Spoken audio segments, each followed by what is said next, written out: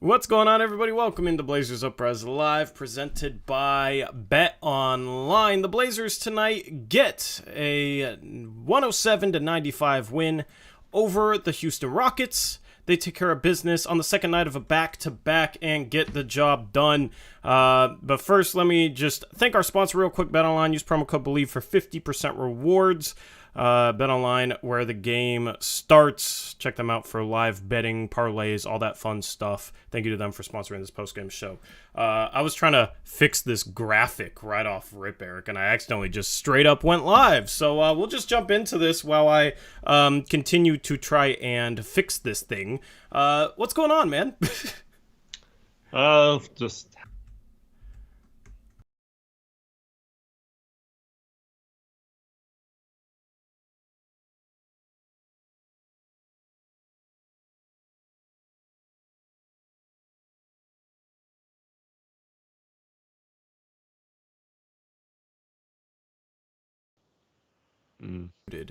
I promise you, I don't know what's going on. Sorry.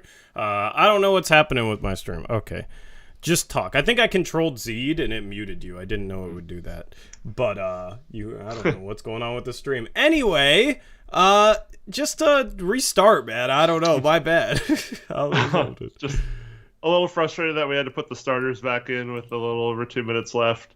That bench unit couldn't hold the lead, and fortunately we saw a lot of things that we've been talking about play out, like our awful bench in this game.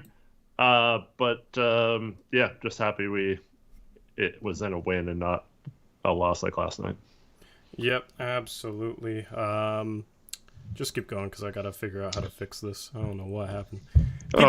People wonder why we take a while to go live and on the intro thing. Normally it's I'm double checking graphics because things can happen. I'm making sure everything's good to go. So that's why. But yeah, we'll have you covered on everything that went right. Anfernee, good game. Boards were a problem. All that sort of fun stuff. Yeah, Dame moves into 8th place all time on the 3-point shooting list.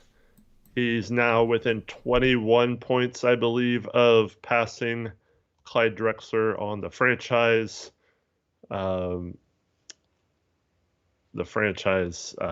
Most points in franchise history.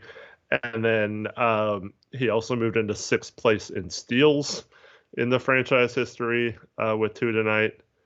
And I think he might have done something with assists too. He's close to passing Clyde, I think, for second in assists. It's still going to be a while before he passes Terry Porter.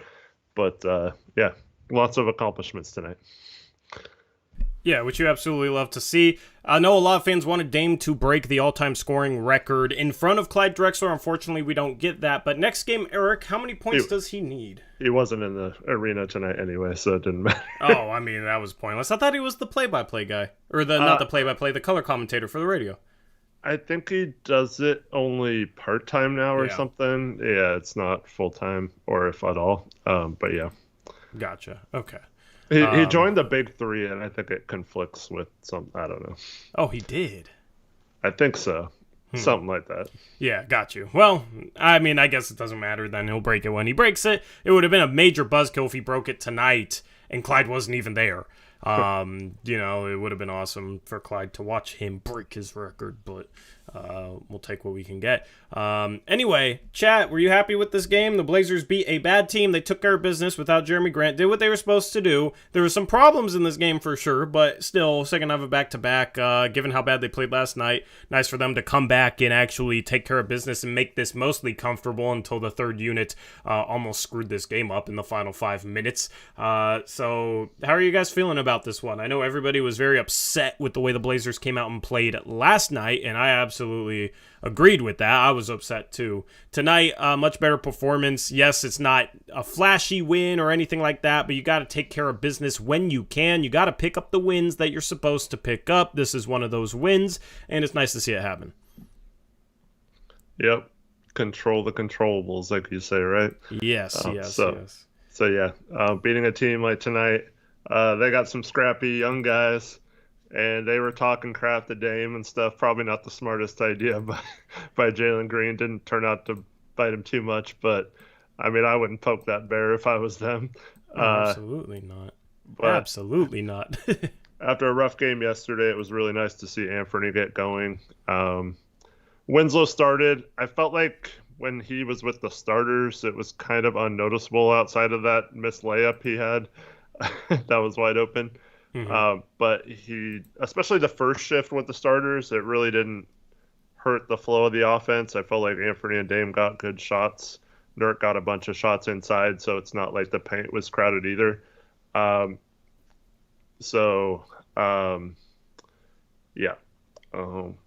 Dude. What's going on? I'm just having to hide people. Oh, I have top chat on, so I don't even see whatever is going on. We had some weird person come in our Discord and post Hitler pictures and tag a bunch of people, and for no reason. And now someone in chat's claiming it was him, so I just banned him. Yeah, well, that's what we got mods for, because obviously that stuff is unacceptable. So unfortunately, I haven't seen any of our mods in chat. Hopefully, one of our mods is here to deal with somebody that needs to find better use of their time and also not do... I don't know. I don't even want to get into that crap because that's just BS. But if you're not in our Discord, join our Discord. Link in the description box below. Everyone except the guy who's starving for attention. Anyway, that's... Yeah. Do we have any mods in chat? Or is this going to be... We're going to have to pay attention to chat while we try and talk about the game, and that's going to be fun. God. Maybe I'll mod Taylor for this stream only, if we don't have a single mod in chat, because that's what our mods are supposed to be here for. Anyway, Eric, where do you want to start off with this game, man?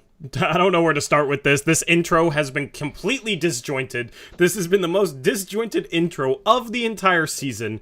And I don't know where to go from here. So if you don't know where to go, we can ask chat where we go from here, or maybe you have something. What do you think about the defense tonight?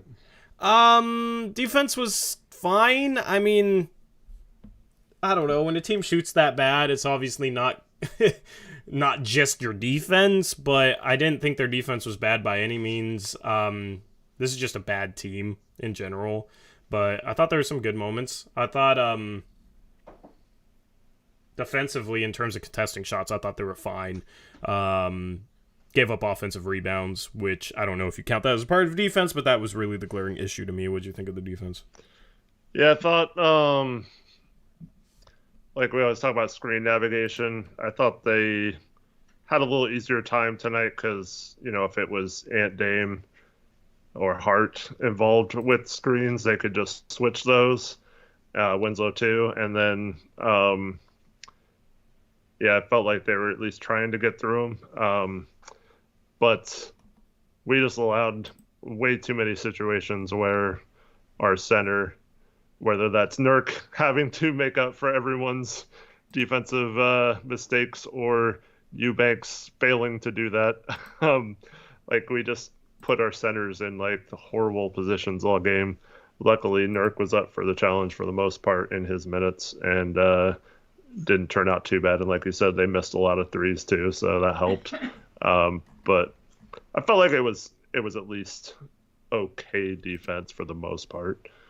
Yeah. Until the fourth quarter when the Yeah, well, the third unit, I mean, people were questioning why Chauncey brought the starters back in the fourth quarter. Well, honestly, I'm glad he did, because had he brought in the third unit, I mean, this might have been an overtime game or something. This might have been a nail-biter because, oh my goodness, as the third unit, when you have a lead, the one thing you don't go in there is go in and shoot shots quickly. If you have a 40-point lead with 4 minutes left, okay, fine, just play however. But they did not have enough lead to go in there and shoot as quickly as they were shooting. I didn't really understand it. They were super sloppy. They didn't play defense. The third unit, that was one of the worst third unit performances in a blowout win I think I've seen. And it sucked that he had to bring Dame back in. Dame hurt his foot or his ankle. Do you know exactly what it was? On that driving lane, he got cut under, should have been a foul, and it was a no call.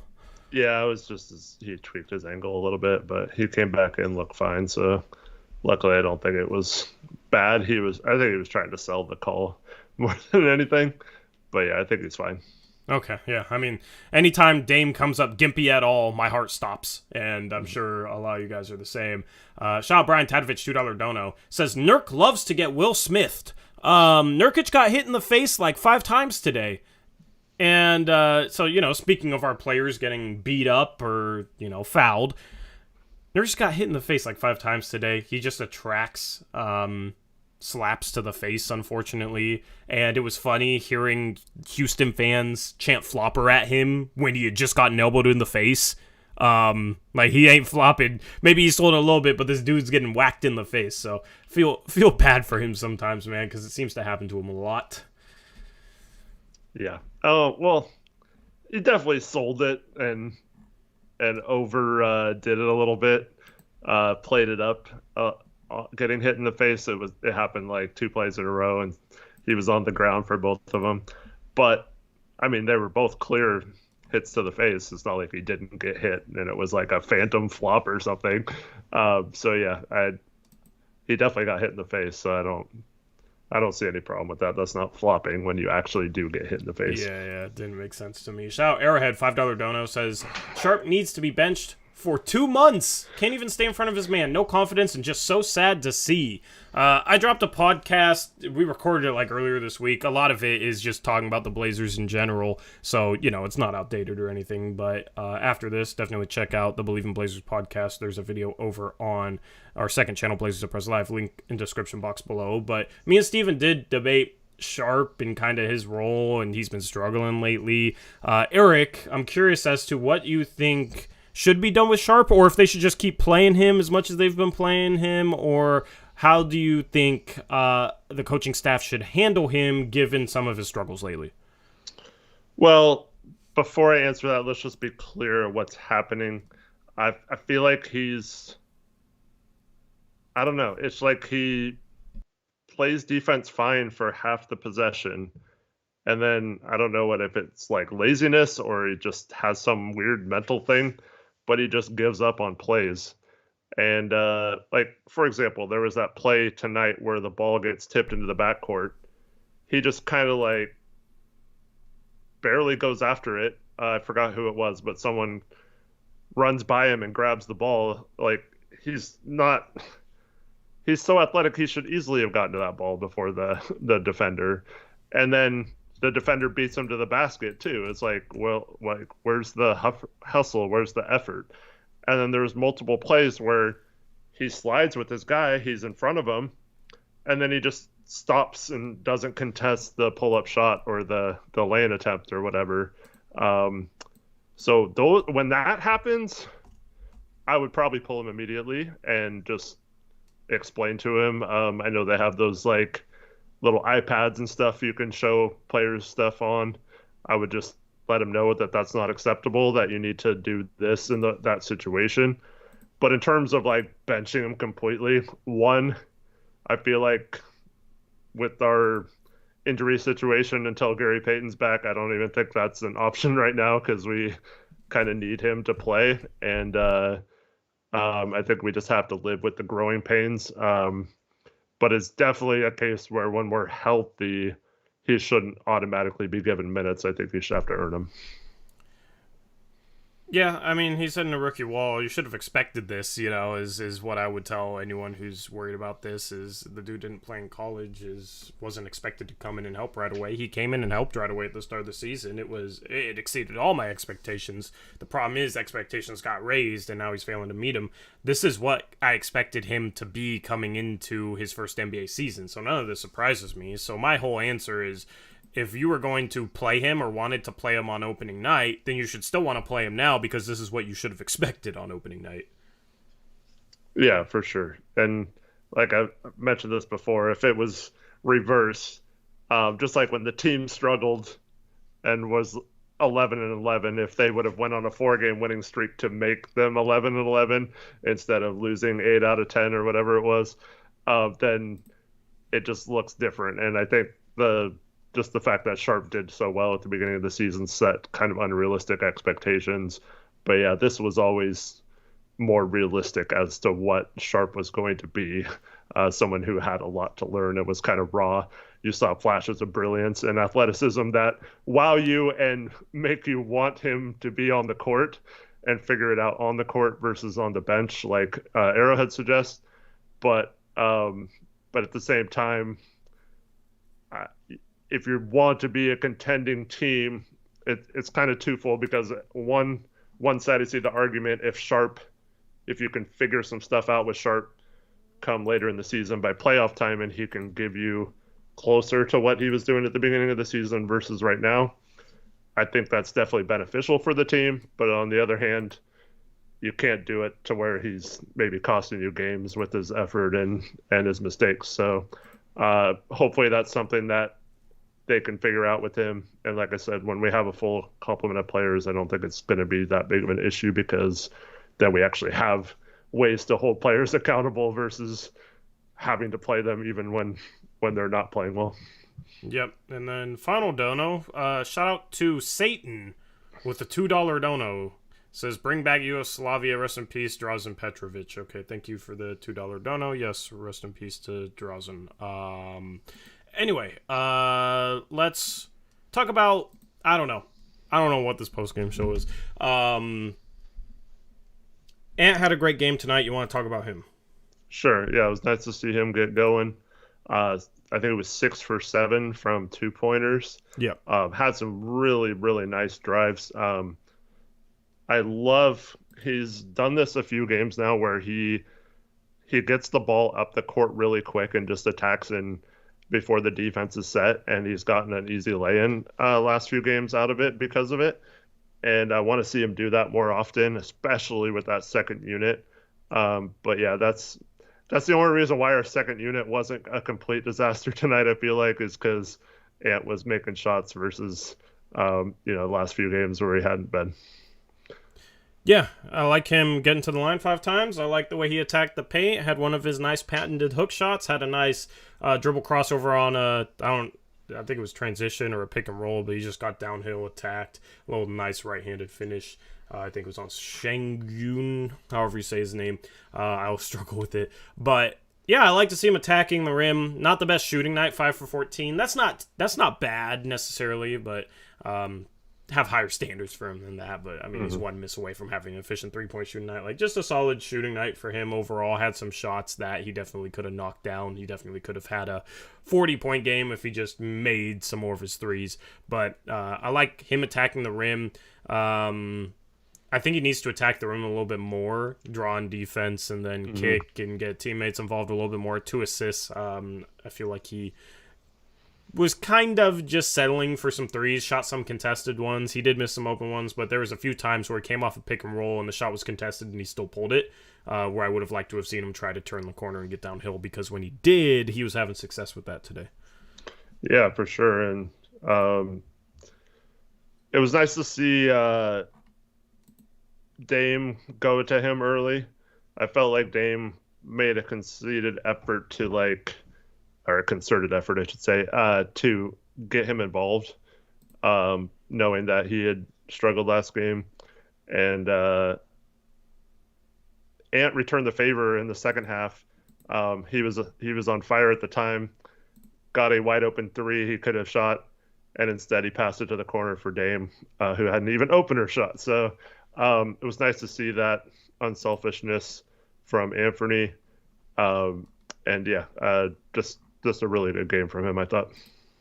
Yep, absolutely. And then his backcourt mate Dame, 25 points, 10 assists, only 1 turnover. You love to see 10 assists and 1 turnover. Dame got his teammates involved. Didn't have the best shooting night. 5 for 13 though isn't bad from 3. Just didn't have much success attacking the rim. 2 for 7, but still got to the line 8 times. Had 6. So 7 for 20 doesn't look good statistically, but with most of them being 3s and him getting to the line, it actually wasn't that inefficient of a night for Dame. And then he got his teammates involved as well, which you love to see. 3 rebounds, 2 steals, just kind of like a quiet, solid Dame game where, he didn't have it going as a scorer, but got his teammates involved. Yeah, that moment after Jalen Green blocked his shot, he immediately went right back into the paint and tried to attack. I thought he got fouled, but he put up kind of a bad shot if they're not going to call that foul. But yeah, as Avatar says in the chat, feels like the refs haven't really been calling a lot of fouls on Dame drives lately. But I mean, he's so efficient usually. I'm fine with him having a bad shooting game from two. It's not like he took a lot of step back long 2-pointers or anything in this game. They were mostly all just layups that got blocked or he missed. Yep. So good game from him. I thought he had some good defense. I just think he's rotating better this year, especially like his off-ball defense has improved. We haven't talked a ton about him falling asleep off the ball lately, have we? No, not normally really. We usually are. So I think he's improved off the ball defensively. Anfernee fell asleep a couple times in this one, but him as well. His defense has been really good over the last week or so. So yeah, it's nice to see the guards contributing to that. Yep, absolutely. Blazers were without Jerami Grant tonight, and that's why we couldn't rebound, right, Eric? Yeah. Well, let's talk about that for a second. So, I think that's why they said back spasms, but I think this was a planned night off for Jerami. I think they recalled Greg knowing that they were going to sit Jerami in this game. Nice to get the win and get away with it. Much like, the Pelicans game where we rest Dame and get the win anyway. As much as you can do that throughout the season, I think that'll help us long term. But Jerami's been dealing with a bunch of injuries throughout the year. None of them really bad enough to miss games, but I think they just wanted to give him a night off. Yep, absolutely. Which I'm cool with if you take care of business, obviously. And had you had Jerami Grant, could have been easier offensively. In his place, Justice Winslow got the start, Eric. We're still working on coding it, so every player card will have stats, but I will read off his stats. Justice Winslow today, in his start, in 28 minutes, 1 for 4 from the field, no 3-point attempts, 2 points. He had 3 rebounds, 2 assists. He did have 4 steals and a turnover. I mean, the 4 steals looks nice. Everything else, like, he didn't do anything else in this game at all, basically. Yeah, man. I mean, we'll talk about the bench as a whole, but, I mean, for him to only have 3 rebounds when he was in that lineup with Eubanks and Watford, you have basically 2 power forwards and a center in the game, a small ball center in Winslow, a power forward / center in Watford, and a center in Eubanks. And you just get absolutely abused on the defensive glass. Like, that just can't happen. We're forcing a lot of misses, playing decent defense, and to give them as many opportunities as we did in this game. I think they finished with 18 offensive rebounds. That's not a good sign. Well, yeah. Before we get into who I think was the biggest culprit in that, how'd you like Winslow's missed wide open layup, man? I mean, that's tough. I mean, everyone smokes a layup every once in a while, but I mean, this guy is just so inefficient. It's hard to everyone talks about Nurkic's finishing, right? Winslow, I think, has got to be worse now, right? After the last week or two. Winslow's finishing? Yeah. Oh, I think it's been worse than Nurkic's the entire season. Like, yeah. You're sure it was ever better? Not just like percentage wise, I'm talking about like grade wise, like synergy type stats and stuff. I mean, I don't see how Winslow's finishing is anything but an F. According to Basketball Reference, from 0 to 3 feet, he's shooting 54%, Eric, on layups. That's terrible. That's terrible. This is Basketball Reference. Nurkic, for just, reference. Nurkic, it says he's shooting 65%. Yeah. So 11 percentage points tonight, better. Yeah, before tonight. And then Winslow 1 for 4. Yeah. I mean, if he could finish, it'd be a little bit easier, but I'm kind of tired of him him playing. And I don't think he should have gotten the start today. I think Trendon Watford should have gotten the start today. Because Trendon Watford, I think, has been playing better than him lately. I think he's had better defensive moments. Still some lapses, but everybody on this team is having lapses. But let's see if his stats show. I don't know what's up with the coding and whatnot, but there's the good old Watford graphic, just to throw it up there. Watford tonight, 25 minutes, 6 points. Though that was in 2 possessions, by the way. He was 2 for 5 from the field, 1 for 3 from 3. Not the most efficient, but I think he just needs more confidence. Like, he doesn't have enough confidence shooting the 3-point ball. I want to see what he shoots when he has confidence. That's a big thing with Nurkic hitting threes this year. Nurkic was 1 for 1 today as he found his confidence as a shooter, and now he's knocking down threes. But Watford also really nice drive and like contortion on a finish as well. I don't know. What'd you think of Watford today? Yeah, I thought Watford was okay outside of that stretch where no one could get a rebound. You got to blame. He got a rebound better too. I mean, it's everyone, but yeah, go ahead. I know there's some people that are more at blame for that than others, which we'll get into. But there is no excuse. Well, first of all, how are we 30 games into the season and Chauncey's still playing Watford, Eubanks, and Winslow together in a lineup? Like, at some point, figure it out, man. That lineup does not work. It was good to see him go with Keon in the first half, but like, try that first before going to the Watford Winslow Eubanks thing. So like, yeah, it's kind of frustrating when you're watching those 3 players.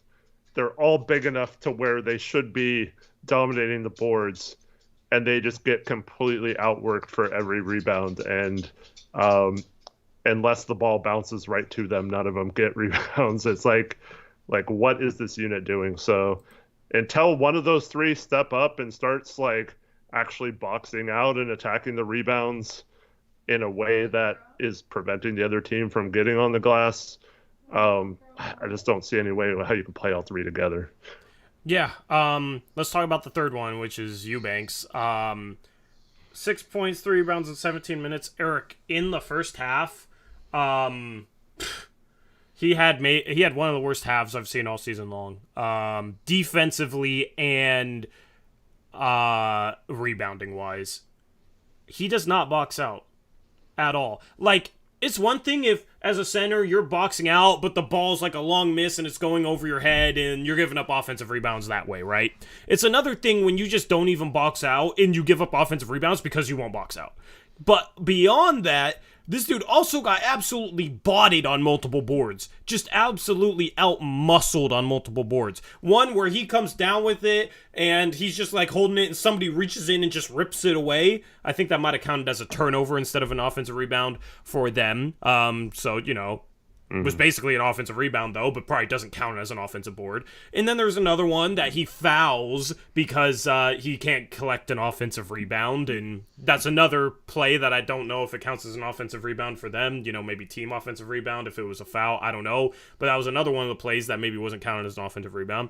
And then there was multiple times where there was a putback over him. There were so many offensive rebounds when he was in the game.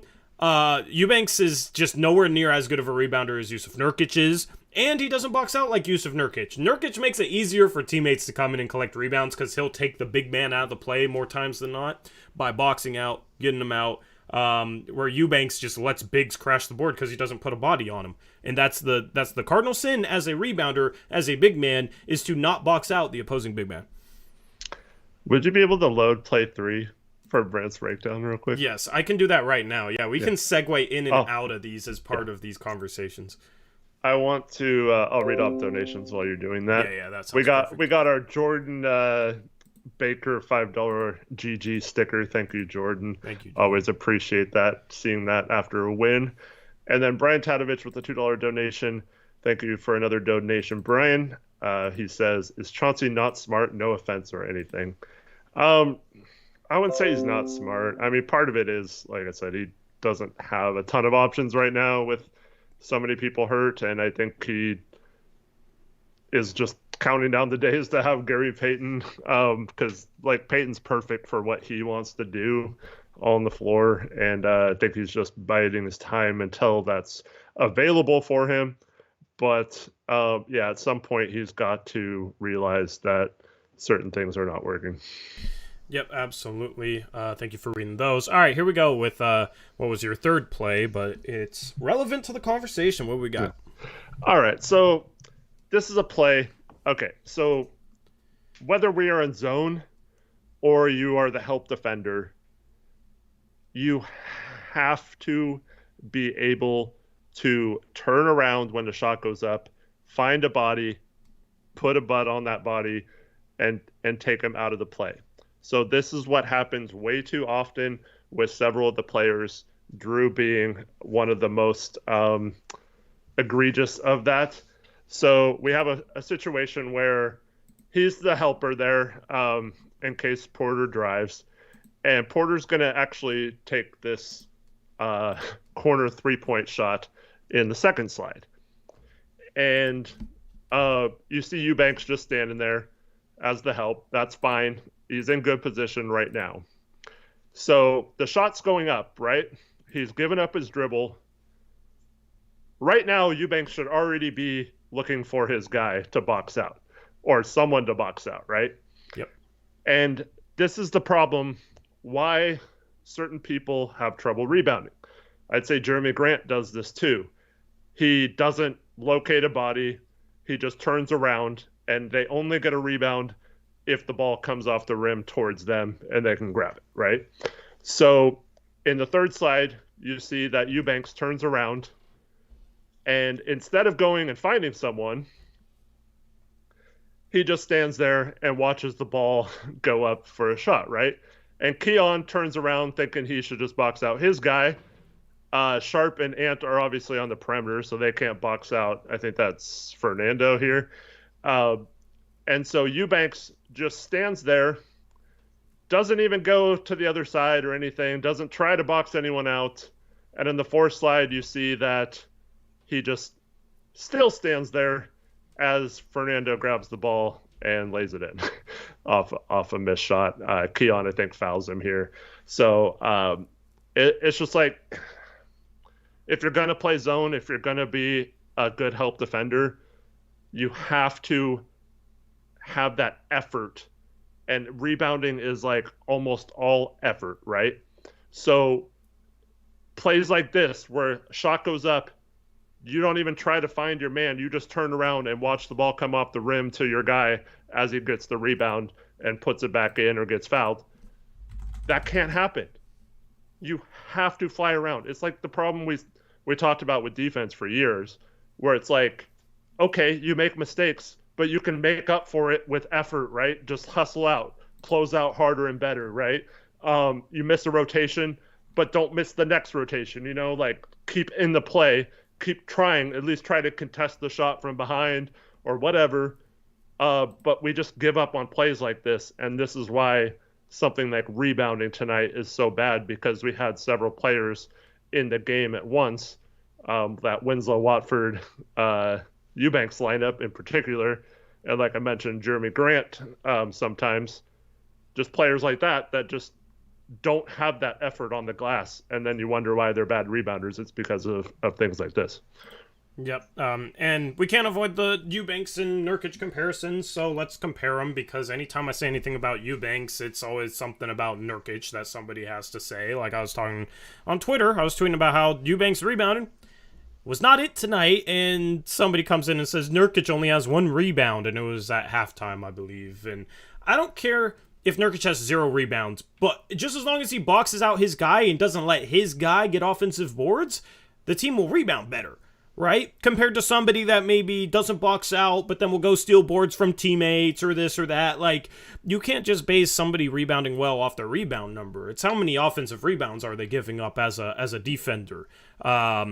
How many offensive rebounds are due to their lack of effort, or, maybe you'll give up offensive rebounds, but as long as you're boxing out your guy, sometimes there'll be a really bad miss, that sort of thing, then you can't control that. What you can control is your effort to give yourself the best chance to be in position to grab boards. Josh Hart's phenomenal at that. He had 13 rebounds tonight. Drew Eubanks really struggles with that. Nurkic is much better as a rebounder than Drew Eubanks is, and it's something that the Blazers haven't really struggled a ton with in their meaningful seasons the past few years, so I feel like it goes underrated. A lot of fans want Miles Turner, but overlook the fact that he sucks rebounding-wise, and Indiana is one of the worst rebounding teams in the league. I believe they're like 27th, 28th ranked in terms of the amount of defensive rebounds they pull down, the percentage of them. And rebounding is important. If the Blazers rebounded well in this game, Houston has 80 points, and Dame rests the entire fourth quarter. Instead, Dame has to play in the fourth quarter after potentially tweaking something. Yeah, you still get the win, but against better teams, this type of stuff will result in losses. And that's my whole thing with the whole Eubanks versus Nurkic comparison. Nurkic, as I said, better screen setter. Nurkic has been finishing better lately. Nurkic can actually shoot threes. Nurkic can rebound the ball, and positionally on the pick and roll, much better defensively. I think you're forgetting that Drew is leading our team with a 50% three-point field goal percentage. Oh, yeah, ESPN said that. We lacked intensity, says Tori. You don't care if Nurk has one rebound. I don't care if he has one rebound if the other team isn't getting offensive rebounds. Because what does it matter if Hart has 20 rebounds and Nurkic has one, and Nurkic has 20 and Hart has one? It doesn't matter. Just as long as you're doing your role as an individual, boxing out your guy so that it allows your team to collect rebounds. Because there's a number of times Nurkic will box out his big man, take him out of the play, and then Hart will come in and collect the rebound, where if Nurkic wasn't boxing out, Hart's not able to rebound over that big man. Right? It doesn't count as a rebound for Nurkic, but Nurkic is doing his part in terms of helping the team collect the rebound. Rebounding is a group effort. So that's my thing. That's my whole point with I don't care if Nurkic has one rebound, as long as he's doing what it takes to get rebounds. Because if he's boxing out and whatnot, we will rebound better than if he wasn't boxing out but was collecting more boards. So that's my whole thing with rebounding. So, yeah, I mean, I don't know how else to explain it in a way that it makes sense. Hopefully that makes sense. Well, there's two examples in the recent past Blazers. One was Robin Lopez, and the other Zach Collins, who Robin Lopez actually had some pretty good rebounding numbers when he was on the Blazers. But when we traded for him, people were like, oh, why are we trading for a guy who averages like 3 rebounds or whatever? And Zach Collins got crap for like never having a double-double and, oh, he averages like 8 and 4 or whatever. But when you look at team rebound percentage, when those guys were on the floor, they went way up. And it didn't matter if they were grading the rebound or not, because our team rebounding was significantly better with certain players on the court. And as Bot says, Steven Adams, you could say the same thing about in Memphis. So like those kind of players are super valuable, even though it might not make a box score perfect for them. But what matters is that your team is getting the ball, like you said. And someone like Josh Hart is the ultimate example of just crashing the boards and showing effort and going after rebounds. Just putting in that little extra energy towards rebounds, what a difference that could make, because he's not more athletic than anyone on the court. He's not like a better boxer out than anyone out on the court. He just like wants it more and goes and gets them. And that's the mentality players like Drew Eubanks, who are, I mean, he's like a minimum contract guy, right? So like, sure, he's been playing well, but like he wasn't even in the league part of last season after he got traded. He got cut and anyone could have picked him up and stuff like that. And if he was like a dominant rebounder and had the effort that Josh Hart had, there's no way he would have like been not on the team for a couple weeks, you know? Yeah. Speaking of Josh Hart, let's talk a little bit about him. 12 points, 13 rebounds, 6 offensive rebounds. As you said, phenomenal rebounder today. Also, hitting more threes lately. Hit his only 3-point attempt at a shot clock buzzer and was 5 for 6 from the field, Eric. Just perfect role player game for him. Yeah, great game from Josh, I felt like. Yeah. I mean, it's not... He just does everything.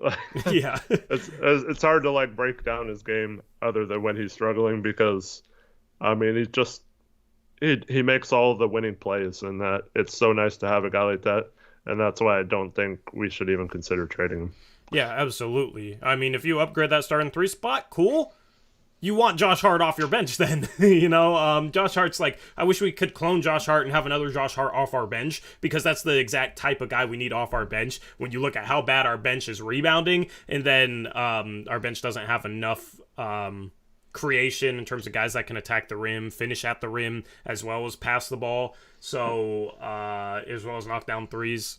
So Josh Hart's been staggered a little bit more to play with some bench lineups in the past couple of weeks, but we need more role players like this. This is the perfect type of role player. Sets the tone from an intensity standpoint, does all the little things, plays his ass off.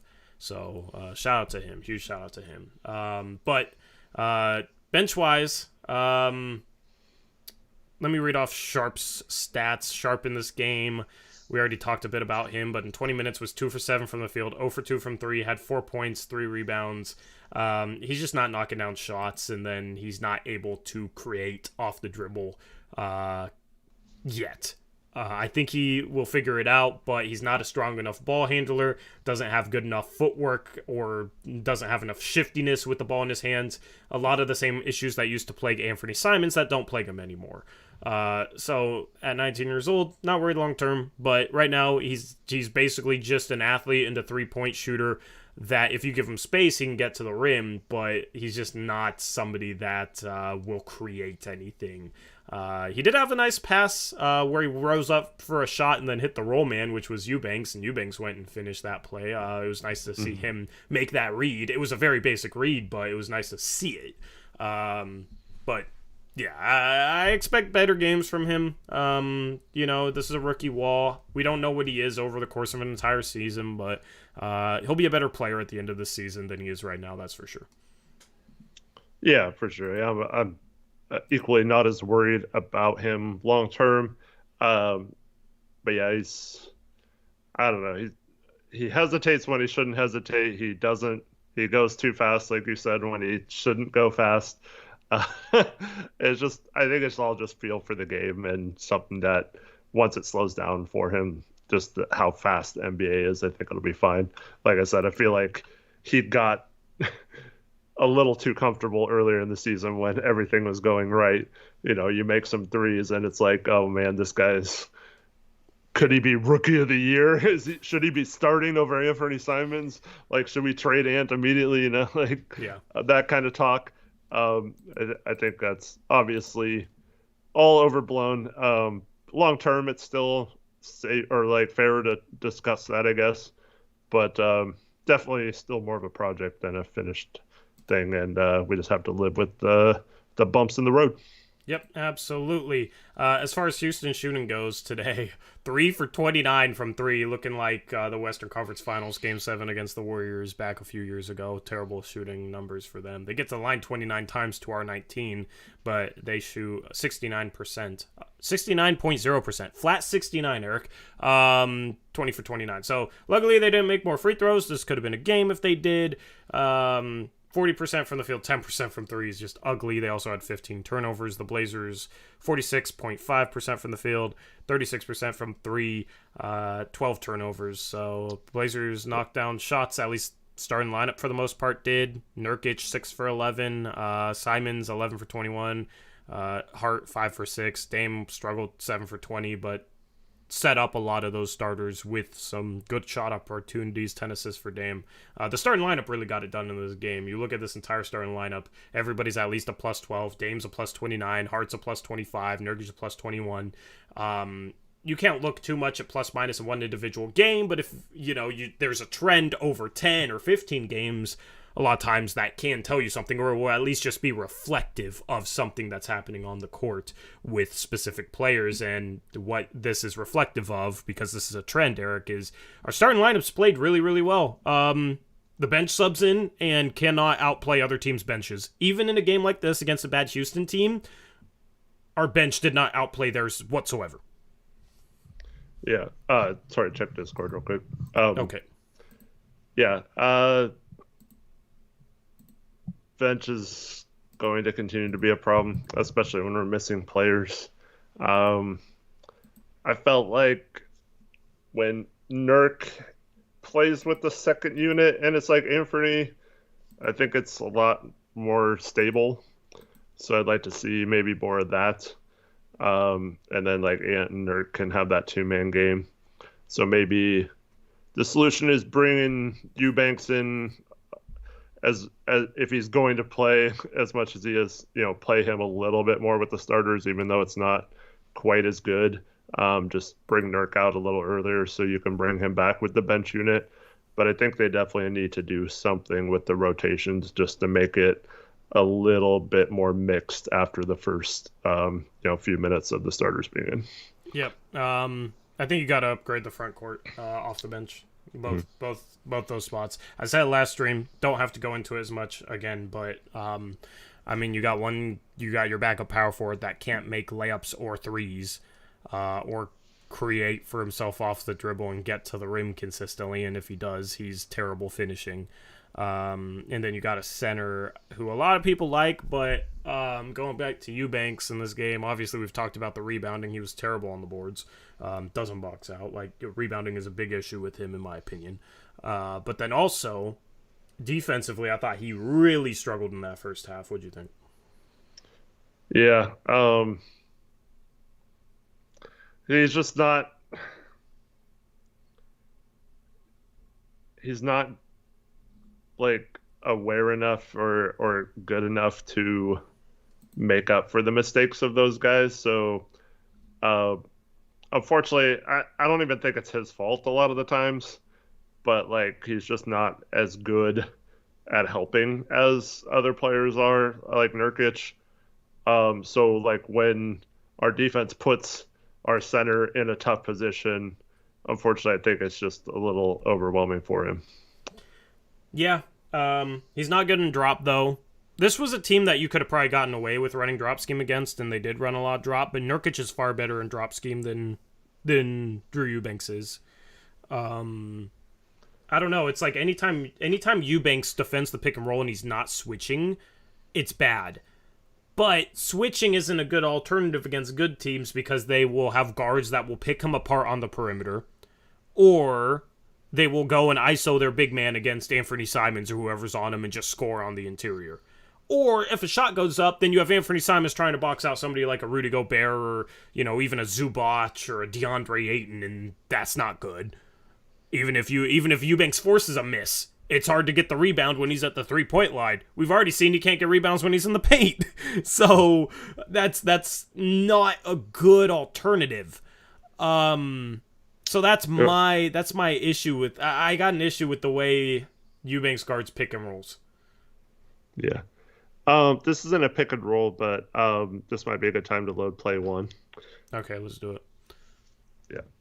Max Anderson's asking if Yuta Watanabe is a good target. Max, you always seem to be like a stream or two behind when we're talking about trading for a player. Like last stream, you were talking about someone we had just talked about. But I don't see why the Nets would trade Yuta. He's got one of the best value contracts right now. It's looking like in the NBA. Yeah. You don't just trade those if you're the Nets. So you got to find, unfortunately, the next Utah. You can't really trade for him because, unless they're getting someone really good, I don't think they're going to give him up. If they wanted to trade Utah for Winslow, you do that trade right now. Yeah, absolutely. Or the other alternative is buy low on somebody that is actually skilled or talented. Because I think that's what the Blazers thought they were doing with Justice Winslow last year, getting him in that trade. I still hate that Clippers trade, but the problem is Justice Winslow's just not skilled as a shot maker at all. And he's not a lockdown defender. The only way you can get away with that is if he's a lockdown defender, and he's not. So that's my problem. If you buy low on a guy that can knock down threes or is a lockdown defender and maybe has potential in other areas, but maybe just hasn't been consistent, and therefore you can buy low on him, that's the type of trade to make for the Portland Trailblazers. So those are the type of guys I would be looking at. The problem is with a guy like Watanabe, they already missed the boat to buy low on him. Could have definitely had him on this team and would have loved to have had him on this team. Absolutely. Anyway, Eric, let's go into Brandt's Breakdown, which is, this is relevant to what? This is just an example of like our defense and what we put our centers in, and something that Nurk probably makes the play here, Eubanks doesn't. And I just want to show you guys what happens. So first of all, they pass to Şengün, and he pushes Eubanks all the way down to the basket.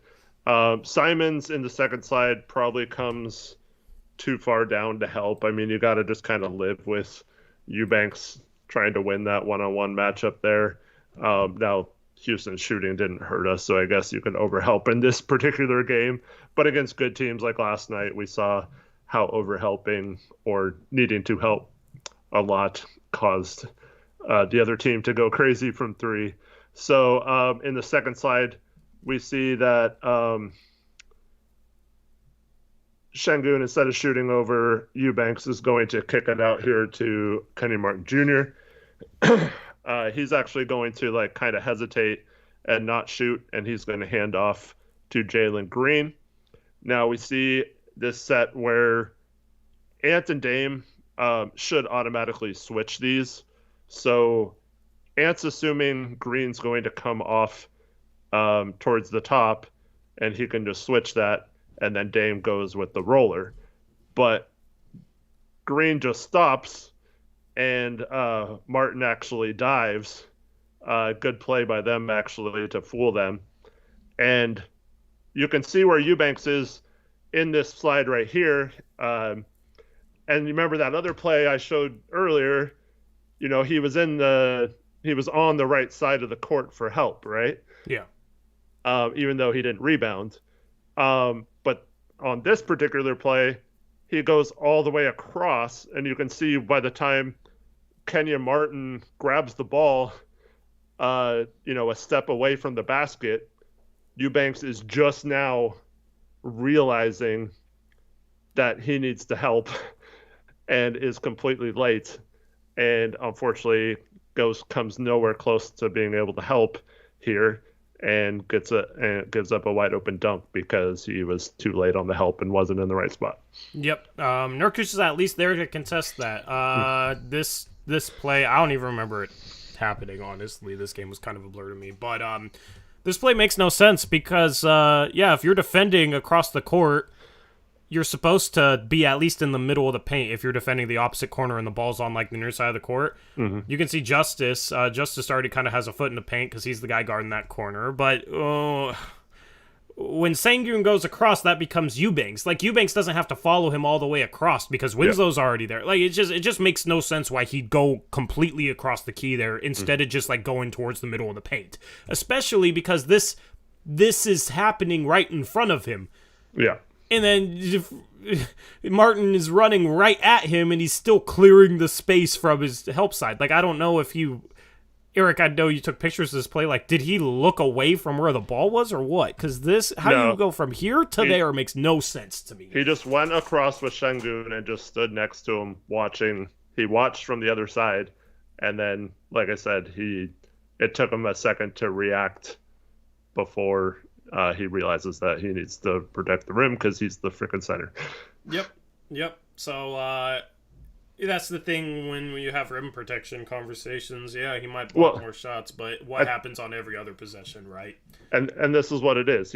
I think this was after that stretch of a bunch of offensive rebounds, right? Mm-hmm. So he was probably worried about the shot going up from Green or whatever and needing to box out Şengün because he was dominating him on the boards. So he went with him thinking he needed to box him out instead of, doing his help assignment. And I think that's what happened. And then the second half, he's in the right spot. It's the complete opposite. He's in the right spot because that play I showed you earlier was after this in the second half.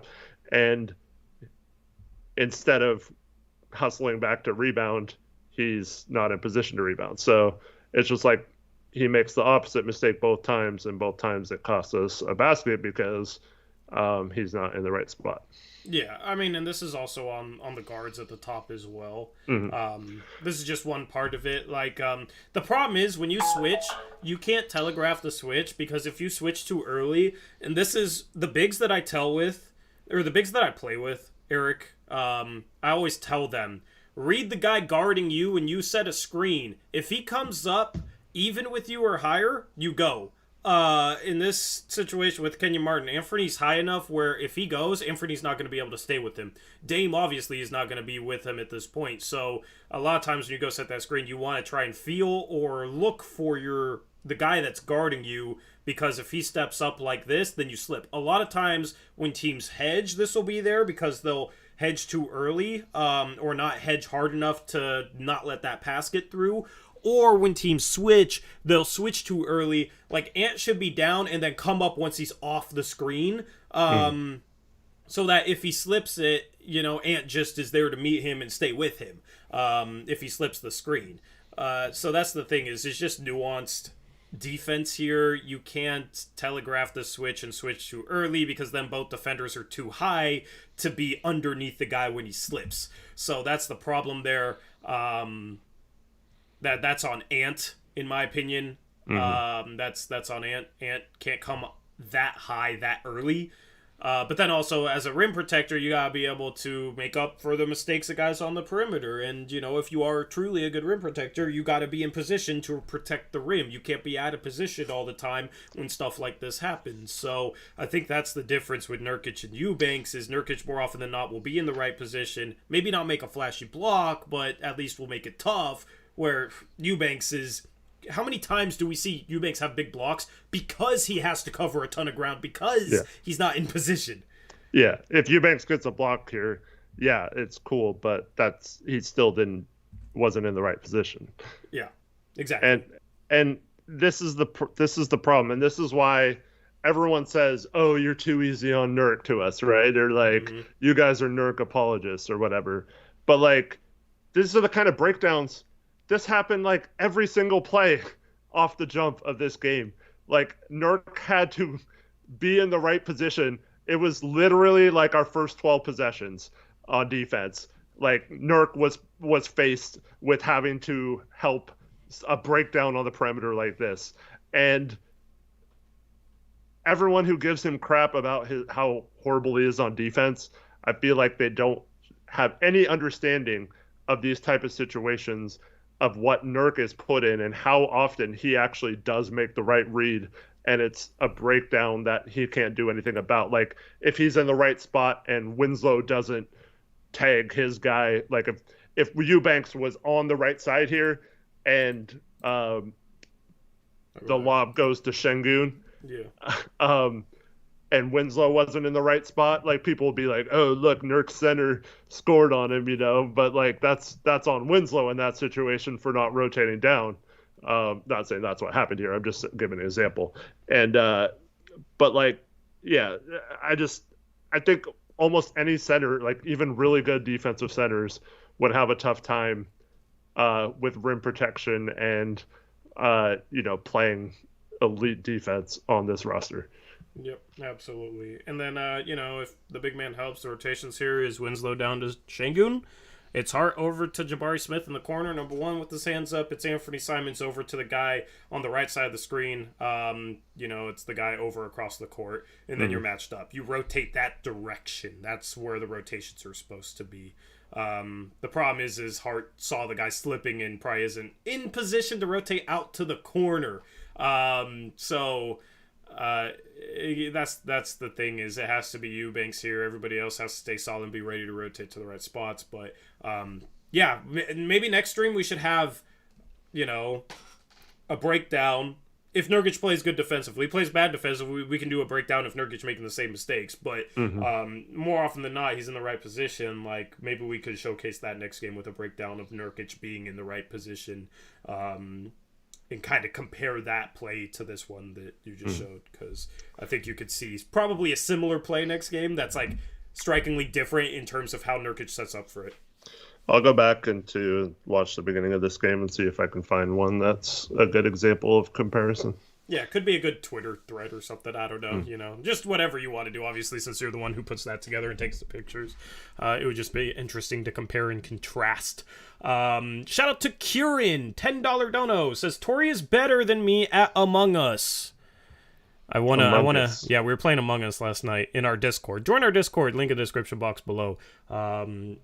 we were playing Among Us last night. We had a bet, and I won because he didn't kill me, so he had to do a $10 dono and say I was better. So thank you, Kieran, for coming through on that. Appreciate the $10 donation.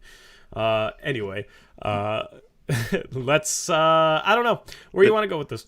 There was a couple other before that. Hyperprime member for 13 months. My dream is to see Josh and GP2, that lineup with the star eye emojis. And then Redhead with the $2 donation. Any update on GP2? Yeah, so it looks like he will be back on December 26th for the Charlotte Hornets game. Yep. Anyway, let me take care of that. Where you want to go next? Sorry, I'm getting distracted by people in chat. I have one more play of Brian's breakdown if you just want to finish that off. Yeah. Let's do that.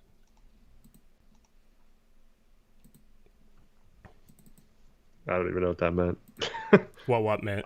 I mean, I know the $100 thing, but I didn't know what that other part of it meant. I don't know, dude. It's like the same people that make stuff up. Anyway. Oh, that's real. I was gonna back when I had the SeatGeek code, I was gonna advertise it through Craigslist, and was looking for help with that, but Craigslist kept shadow banning the posts.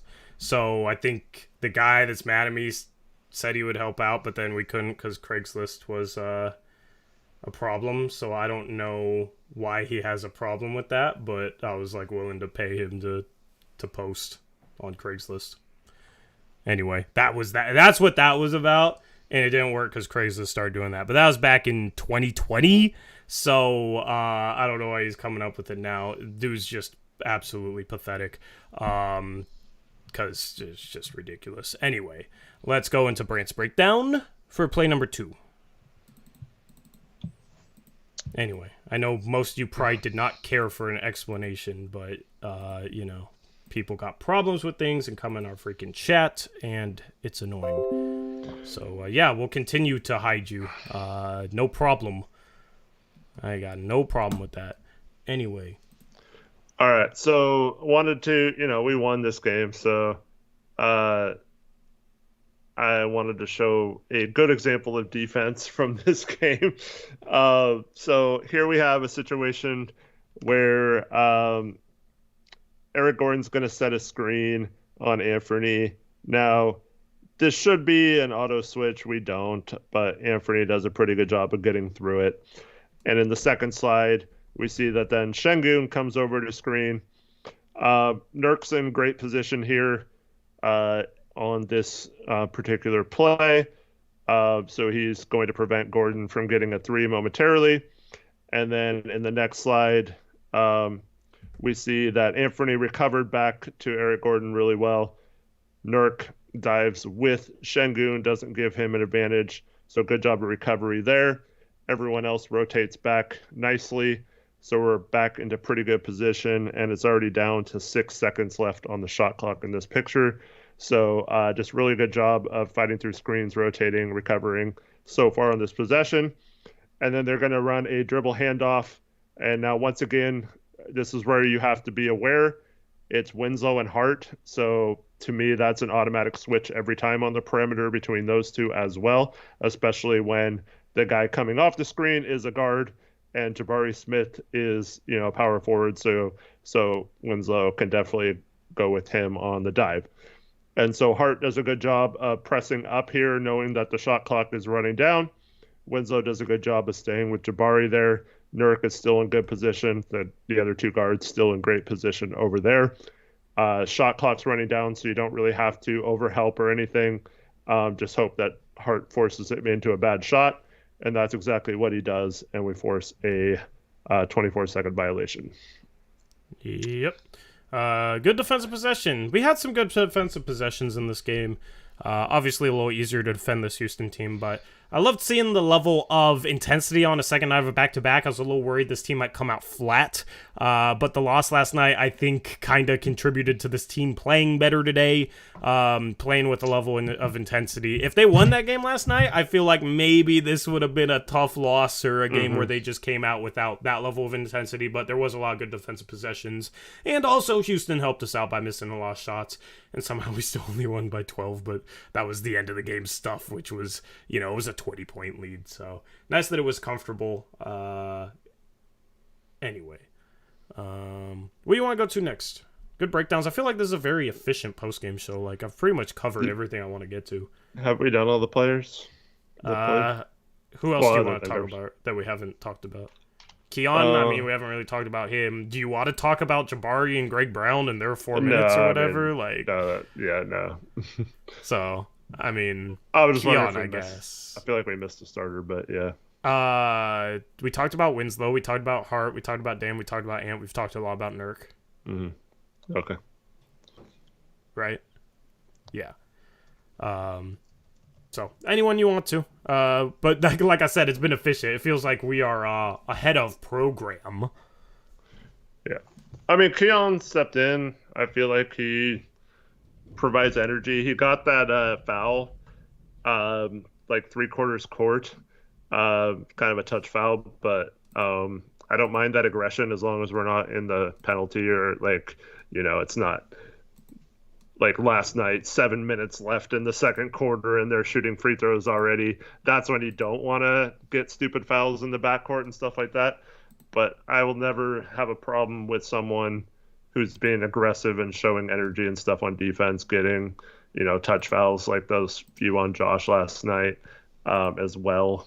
So, yeah, I didn't mind because he was very aggressive. Offense is still a bit of a work in progress. He had a nice pull-up that rimmed in, and I don't think he hit a 3 in this game that I remember. But I thought he provided nice minutes, and I think his defensive effort and that pass was nice to him for the dunk by Dame on that break. Like to see that. Yep. But yeah, I thought he provided good minutes. Yeah. Yeah. Anyway, sorry, I'm reading chat. Not really paying a ton of attention. Devin, Tori, we need some TikTok clips. Feel free to clip anything you want. Shout out to Devin. He's been helping us out on TikTok. Follow us on TikTok at Tori Jones YT. Not Tori Jones YT. Blazers Uprise YT. I mix up my Twitter and everything. I'm so scatterbrained this stream, dude. I'm so scatterbrained. But good analysis. Blazers will be back on Monday. When does that game tip off? It's probably 5. 5 with OKC, then they play OKC again, so back-to-back nights. If you get both these wins, it's 4-1 on the road trip. That would be a success. But OKC's tough. I feel like it's going to be tough to win both. Mm-hmm. But just try to start off on the right foot on Monday, and then maybe make a couple adjustments going into Wednesday. Got to guard Shai Gilgeous-Alexander, and it's going to be interesting to see how we deal with that. Well, he didn't play tonight. If there's a chance maybe he doesn't play on Monday, that would be nice. Yeah. I don't know. That I don't root for guys to miss games because it's like, okay, let's show that we can guard a good guard and rise up to that challenge and take care of a team that we still, even with him, should take care of. But obviously it does help if he doesn't play. It's much easier to deal with that team without SGA. So I wouldn't complain. Yeah. And just, I don't know if you just meant they were playing them in consecutive games or not, but that game, there is a day off in between the games on Monday and Wednesday. Yep. Shout out Hyperprime, $5 dono says, hey, I bet the Philippines would agree with me, but I bet Kai Soto could solve our Winslow issues. Shout out Hyperprime with a $5 donation. I mean, Kai Soto can shoot better than Justice Winslow, so that's a start. And he's taller, so maybe he could rebound better. Honestly, at this point, I am down for pretty much anything else other than Justice Winslow. Mm-hmm. Kai Soto. Yeah. Maurice asks, how do you think the season as a whole, how would you put it so far? It's going good, man. 30 Like, games I in. don't understand people that are down. We're 17-13. I would have taken that regardless of health. We've faced a tough schedule, and we've missed Dame half the time. There was a stretch he played where he wasn't himself. Yeah, I would have liked to see the defense be doing a little bit better right now, but if you look at our defensive ranking, it is affected by the fact that we haven't had the easiest schedule. Now we're starting to face some of the easy teams, and we're taking care of business against the easy teams, Eric, against some of the bottom feeders of the league. OKC is kind of on the borderline of that. They've been more competitive this year than they were last year, but we got two more. Take care of business, continue to take care of business against some bottom feeders, and you end up 19-13. And you've played most of your games on the road without Dame. Like, I don't know how anybody can complain with that. Obviously, there's still problems that need to be fixed, but I think the West is wide open. We are literally 2.5 games back out of first right now. And we have an easy schedule the rest of the way. So I would say the season's going good. It could be going great. Take care of some of the close losses, and we could be first right now. But I think given everything that's gone into this season so far, I think it's good. What do you think? Yeah, I mean, the frustration from certain losses aside, I agree. I think you got to take it at this point. I am really concerned about the defense still. That's going to be a theme moving forward. But you win 2 out of the next 3 games on this road trip, go 4-2. Right, that's what it would be, 4-2 on the road. I'm happy we didn't let last night affect tonight, and we got the win there. So, go 4-2 on this road trip, I think should be the goal right now. So you got to beat either OKC twice if you're going to lose to Denver, or split with OKC and beat Denver. And then you come home for the Hornets, which should be a win. And then you finish off the 2022 calendar year against a Golden State team that will not have Steph Curry. So you hope that that's a win as well. So if you can, that's basically 4 out of the next 5 games. If you can win that, then we'd be sitting at 21-14 heading into 2023 with 11 games at home in January. I think that sets up really well to make a legit run. At least for home court advantage, if not higher seed than that. Yep, and we'll have GP2 by then, supposedly. Yep. Hopefully. Fingers crossed. But it sounds like he's going to play before the year's out. So, looking forward. We lacked intensity, isn't buying it. That's fine, man, whatever. We'll see. But, every team has had struggles. Like, I don't understand people that make our struggles out to mean like, oh yeah, this team is fake good and there's no way we advance past the first round. Because every single team has gone through struggles, and they haven't had as much injury problems, as many injuries as we've had. So, what about those teams? Oh, but those teams are for real, right? Because they're not the Blazers. I don't understand. Because every team struggled. If this was a year where we had the Golden State Warriors with KD and Steph and that juggernaut, and then you had LeBron with his Cavs teams in the East, I'd be sitting here saying, yeah, like, we probably can't contend. Let's just try and go on a run, and maybe we get lucky. But I don't really understand acting like, after everything the Blazers have been through and the fact that they're still right near the top of the West against a hard schedule, how that means they're a first-round exit. I don't really understand the logic. And even if you only win 3 out of the next 5, which I think is fairly realistic, I mean, that's still 20-15. I still say you'd take that. Yeah. I don't know how that's fake. Jordan Poole is fake good.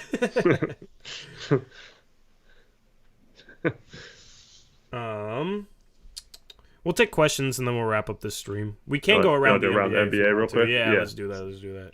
We got scores. Still working on standings. The guy helping me code said he was going to test some stuff out tonight. So let me pull down those and let me put these up. We had 7 games today. Game number 1, you got the Clippers versus the Washington Wizards. The Clippers take care of business 102-293. Let me pull up this box score here. You had Paul George not playing. You had Kawhi Leonard playing, though. He had 31 points, 9 rebounds on 12 for 26 shooting from the field. You had 10 points from Marcus Morris, 20 off the bench from Luke Kennard. Amir Coffey and Terrence Mann had 10 apiece for the Wizards. Bradley Beal has missed some time. He missed this game. The Wizards have really struggled without him as they fall to 11 and 19. 19 points from the Unicorn, Porzingis. 17 points from Kuzma, 14 off the bench from Will Barton, who's had a stretch of some solid play. Do you know what the Wizards' record in December is? Like 1-9 is... Wait, no, we haven't played that many. Maybe they've played that many games. Like 1-7. It's 0-7. 0-7? Okay. Yep. Yeah, because they've been real bad. Yep, and they lost their last game in November, too. And they only won 1 out of the previous 4. So they're, let's see, 1, 2, 3... 1-12 in their last 13 games. Yeah, they started off last season hot as well, Eric. And remember we were saying, are they going to keep this up? They were like 9-3 or something like that, and then they just completely fell off a cliff. Weren't there some people telling us that we were wrong to not believe in the Wizards a few weeks ago? I don't remember that, but I'm sure there were. There's a lot of people that say a lot of stuff, so yeah, I'm sure there was, and. I don't know. I've never believed in the Wizards. I've never believed in the Timberwolves. I've never believed in the Mavericks. I was wrong on that one last year during their playoff run, but I've been right this year, except when they play the freaking Blazers. And I still don't believe in the Pelicans. So we'll see. You hit some, you miss some. All right, next up we have the Heat and Spurs. The Heat beat the Spurs after losing to them last week. Butler plays, he scores 26. Bam plays, he scores 22. Tyler Hero plays, scores 21. I don't know if you caught this the other day, but the Heat were fined for not disclosing injuries properly or something, so they just listed all 17 of their players on the injury report. Kind of funny. Yeah. The Spurs had 22 from Keldon Johnson in the loss. Next game, this game wasn't very exciting. Yeah. Mexico City game. Good to see a game down there, I guess. You got the Cavaliers beating the Mavericks, who didn't... They rested Luka today, Eric. I wish they could have done that yesterday, but... They rested a bunch of people, yeah. Yeah, of course they want to beat the Western Conference Trailblazers instead of the Eastern Conference Cavs. They almost beat the Cavs without Luka, though, because Kemba Walker went off for 32 points on 12 for 25 shooting, 7 assists. Kemba's back, I guess. 42 minutes for him. 26 for Christian Wood, who got the start today, 9 for 18 shooting from him. And those two guys basically carried this offense without Luka, and they played some solid defense as this game went to OT. The Cavs only shot 19% from 3, 7 for 36. 25 points from Donovan Mitchell, 18 points, 12 assists, 7 rebounds from Darius Garland. Good to see him have a good game. He struggled this year. And then 17 and 8 assists from Evan Mobley. The Milwaukee Bucks rebound from getting drilled by the Grizzlies the other night. They win without Drew Holiday, Chris Middleton, and Giannis Antetokounmpo all sat. Or no, Drew played, but not Middleton or Antetokounmpo. But they win anyway. They blow out the Jazz behind 22 from Bobby Portis and 21 from Drew. The Jazz were led from 18 from Malik Beasley off the bench, and also Lauri Markkanen had 18 as a starter. Yep, and my guy off the bench, Marjon Beauchamp, 18 points, 19 minutes, 4 for 7 from 3. Nice to see him knocking down some threes. Because him and Dyson Daniels were two guys going into the draft that were labeled as like bad shooters, but form-wise, I thought they were fine, and I was maybe out on a limb saying, I don't think they're going to struggle shooting the ball. They're going to knock down shots. And Dyson Daniels been hitting threes, and Marjon Beauchamp, at least tonight, hit threes. So, we'll see if that, where they're at the end of the season, 3-point shooting wise. But I was always a believer in their jump shots simply because of the rhythm of it in their form. So that's something I'm looking for to see if I'm right on that or if I'm just completely making stuff up. We will see, but good early returns from both those rookies. The next game, the Thunder beat the Grizzlies, Eric, and John Morant had a technical in the first half, The Grizzlies were down 61-40 when he gets ejected because he picks up a second technical for, like, saying something to a fan, but apparently it wasn't even malicious. Like, the fan and him were good. He was giving thumbs up to the fan. Like, it didn't seem like it was anything out of the ordinary between NBA players, and fans. Fans say a lot of things. But Ja gets ejected. Seemed to be very questionable. I'd be interested to see what was said between that fan and Ja Morant, but if you haven't seen the clip, it was, I don't know, Twitter's up in arms about it. It seemed like kind of a ridiculous ejection of Ja Morant there in OKC, and it leads to a Grizzlies loss. The Grizzlies were the number one seed, still are the number one seed in the Western Conference going in tonight because of another team loss, which you'll get to next. But Memphis falls to 19-10 against the Oklahoma City Thunder, who will see much of the next few days. For the Thunder, Lou Dort, 24.7 rebounds, 4 assists. Isaiah Joe in the starting lineup in 26 minutes had 23 points on 7 for 12 shooting. No Shai Gilgeous-Alexander, as you said, and they take care of business and got off to a huge lead before Ja Morant was ejected. For the Grizzlies, Dylan Brooks, 10 for 24, 32 points. Jaren Jackson Jr. had 16 points. Off the bench, Tyus Jones, 15 points. And the Grizzlies get the L. I'm just looking up Shai Gilgeous-Alexander. He had a low back contusion and was ruled out for the game. I don't know if that is just them trying and get back into the Wemby sweepstakes or if he's actually seriously hurt. But yeah, I don't expect him to miss both games at least. But in the final game of the evening, the Pelicans, the number one seed, lose, or, the team fighting for the number one seed with the Grizzlies, to the Suns again. And the Suns just got a bonkers performance from Devin Booker, who had 58 points on 35 shots. And, that was pretty much the only significant thing that happened in this game.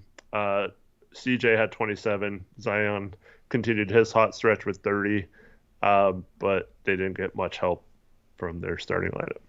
Yep, so Suns gain a game. Let me take a screenshot of the Western Conference playoff picture because we need to look at it because it's tightening up even more, Eric, with Memphis and New Orleans losing today. Still, as I said, kind of fixing some of the coding and some of the problems and bugs. Obviously, it's a complicated process to create coded graphics. Shout out to Nick for helping me out with all of that. But let's plug this on in here. Yeah, it's that one. Cool. So this is the Western Conference standings. Let me minimize it a little bit, and we'll take a look at this thing. As you can already see, Eric, Blazers 2.5 games back in the 6th seed. They're tied with Sacramento. Have the tiebreaker with Sacramento, but Sacramento has a slightly higher win percentage because they've played 2 less games. Phoenix, half a game ahead of us at 17-12. We are 1 game back of the 3-seeded Denver Nuggets, who lost last night to the Lakers. And then the Pelicans and Grizzlies lost today. So, man, we're right there. 2 wins in OKC. You could be talking about the Blazers being tied for the 2nd seed if New Orleans loses their next couple of games. I'm liking the standings picture, but still, we're only 3 games ahead of 11th, which is Golden State. They'll be without Steph Curry. This is the most wild, jam-packed first 30 games in a standings for any conference that I've ever seen in the NBA. Absolutely. Still anyone's ball game. Just going, like I said, finish off this month strong, dominate in January, and we might actually be one of those teams we're talking about. Can we separate from the pack? Yeah, that'd be awesome. That'd be awesome. Or at least stay in the pack, We've seen things go bad before. Knock on wood. Hopefully they don't. But we have a real opportunity here with an easy schedule. Healthy team that's looking phenomenal offensively. Still got some defensive things to figure out. But I'm loving the way this team is looking right now. Clippers tied with us. Utah, they had a real bad loss today. I still think the wheels will fall off there. Dallas is just super inconsistent. Still don't know where they're going to end up. Minnesota as well. That experiment hasn't worked so far, but maybe they figure it out later on in the season. Got some dangerous teams in the West. In it's just kind of crazy to see the Warriors and the Lakers there on the outside of the play-in right now. It'll be interesting to see if either of those teams get their way into the play-in or the top 6. If I had to bet, obviously, Golden State. I trust them to do that a lot more, but without Steph Curry, they could lose some ground, and maybe you're talking about a play-in team, but it would kind of suck to get a 1 or a 2 seed this year, Eric, and then first round we get the Golden State Warriors defending champs. That would probably be our luck. Yeah. So... But you got to beat the best to be the best. So, that would be the mindset. Because Phoenix, a couple years ago, they had the 2 seed. They were facing the defending champion Los Angeles Lakers, who were the 7 seed. And Phoenix took care of business and 1-6 and made their way to the finals and almost won the championship. You got to beat the best to be the best. Obviously, want to go on a deep run just for the fun of it. But, If we're truly a contender, we shouldn't really worry a ton about who we'll face. We got to beat whoever's in front of us. That might be the mindset at the end of the season. Absolutely. So that is around the NBA. After the next 2 games against OKC, you got Denver on December 23rd, and then 2 days off over Christmas. Charlotte on the 26th. Gary Payton II is targeting that day as a return date, and then 3 days off, which makes sense why he would target that date, and then December 30th against the Warriors without Steph in San Francisco, and then we'll have 2 days off, and then we will have our watch party. You can buy tickets. Use the link in the description box below. Somebody in my Discord said that link was having trouble, so if you're having trouble with that link, let me know, and I will help sort it out for you. Anyway, anything else that you want to cover for the stream, Eric? There's a question in chat I wanted to ask you about from Victor Perez, who says, regardless of Chauncey's inexperience, do you think he figures it out and makes adjustment, or is he too stubborn to change his rotations and Grant on guards? What do you think? I don't think he's too stubborn. I don't think he's been a head coach long enough to be too stubborn, because a lot of the guys that you talk about being too stubborn, they've been a head coach for 10 years before, and they're kind of set in their ways, and maybe at one point their ways really, really worked well, so they swear by it, but they won't change to their rosters or to the new NBA. With Chauncey, I'm not really worried about that, because while it's frustrating, we're talking about 30 games of a season. That's a third of a season. Basically, a little bit more than a third of a season. And it's not like he has a ton of great point-of-attack defenders that he's putting Grant on guards over. So if he was starting Gary Payton II and still putting Grant up against guards and putting Payton against guys that play more off the ball, then I'd have a real issue with it. I still have an issue with Grant on guards because I think you'd rather have him helping, and I don't think he's been effective on guards so far this season. I'd rather have Grant, off the ball then, helping around the rim when those guards get into the paint than Hart, Ant, or Dame, but I wouldn't be worried about him being too stuck in his ways yet, because this is his first real season that's meaningful beyond the first 30, 40 games, or hopefully it remains that way, obviously, knock on wood and all that.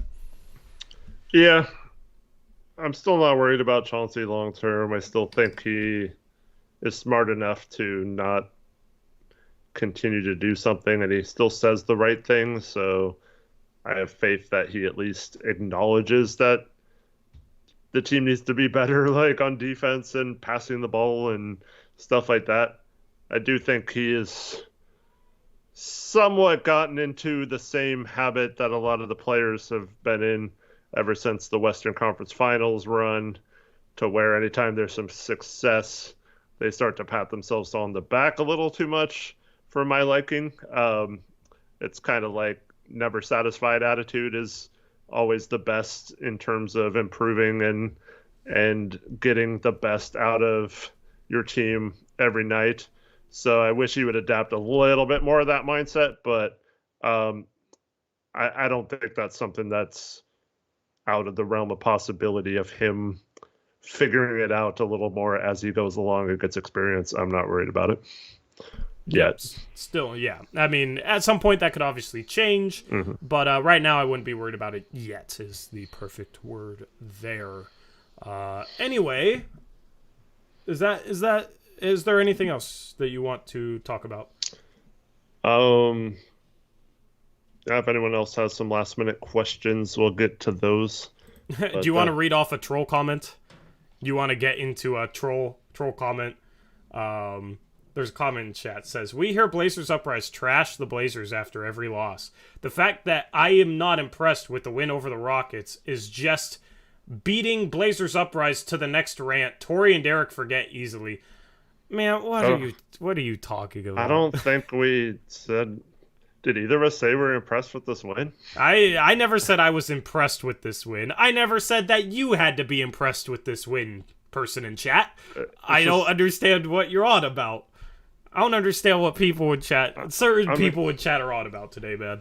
If you think the Blazers are fake and they're going to lose every game and they're going to get destroyed whatever playoff matchup they have, I mean, that's totally fair for you to think that way. But, like, it doesn't mean you're right. It doesn't mean we're right if we think they're going to win every game and win the championship. It's like, I don't know. Like, no one's right or wrong here. It's just dumb to like paint it as if you don't believe this team is fake good and they're gonna lose every playoff series, you're stupid. Like that's not a cool attitude to have. Yeah. I think the only thing I really disagree with is acting like you know where this team is going to be in April when it's December.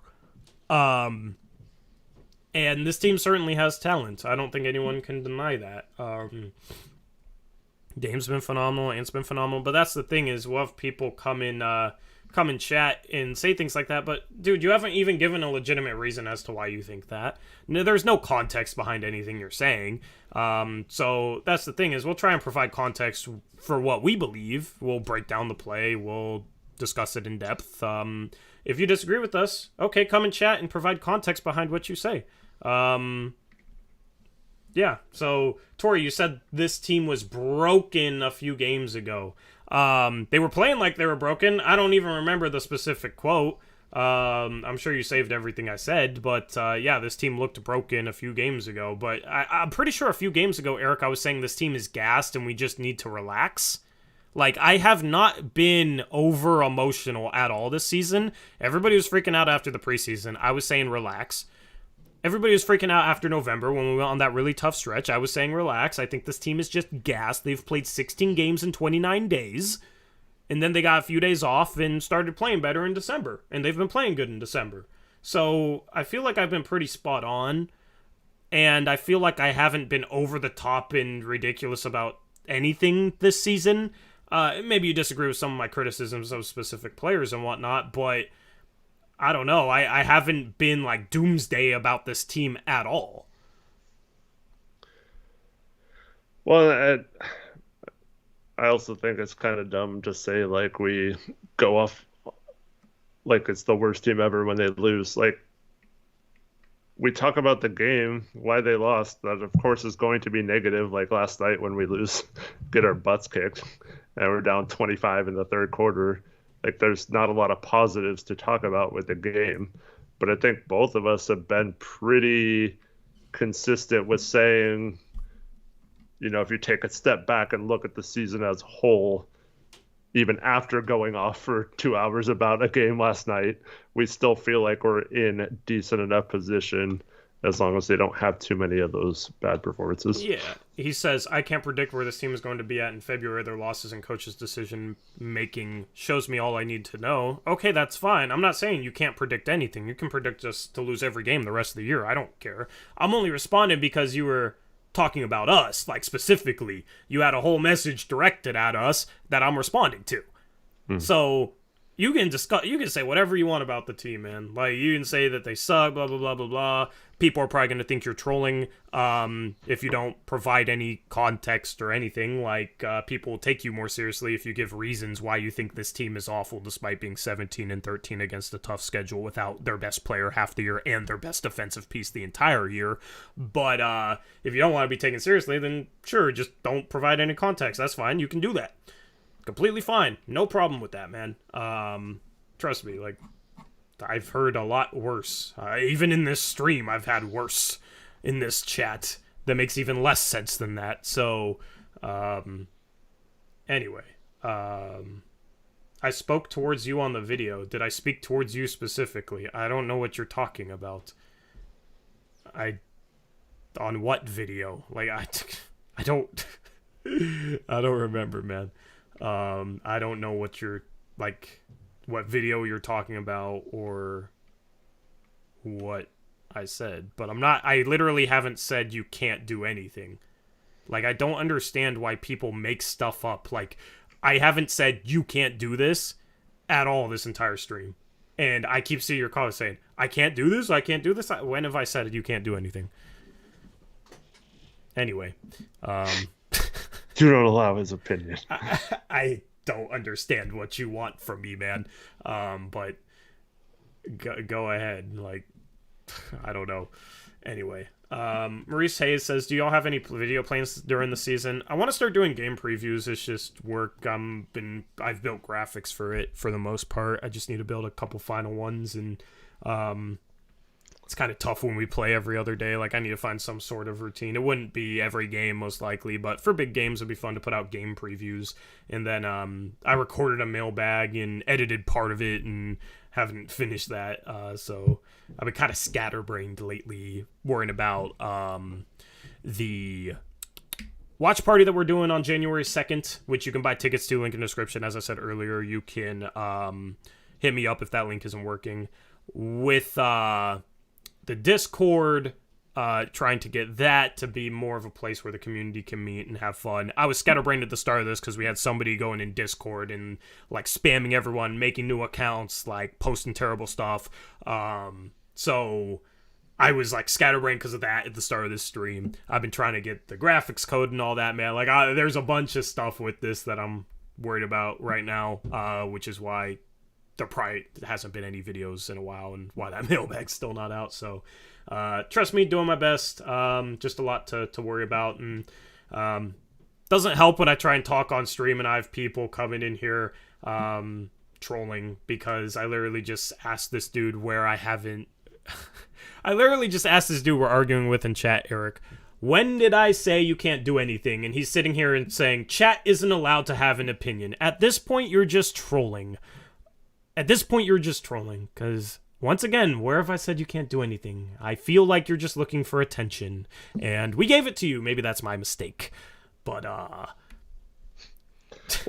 that's the person that'll then start talking crap about us, and then we'll just because if they keep saying that even though it's BS, and then they'll say we block people for having an opinion.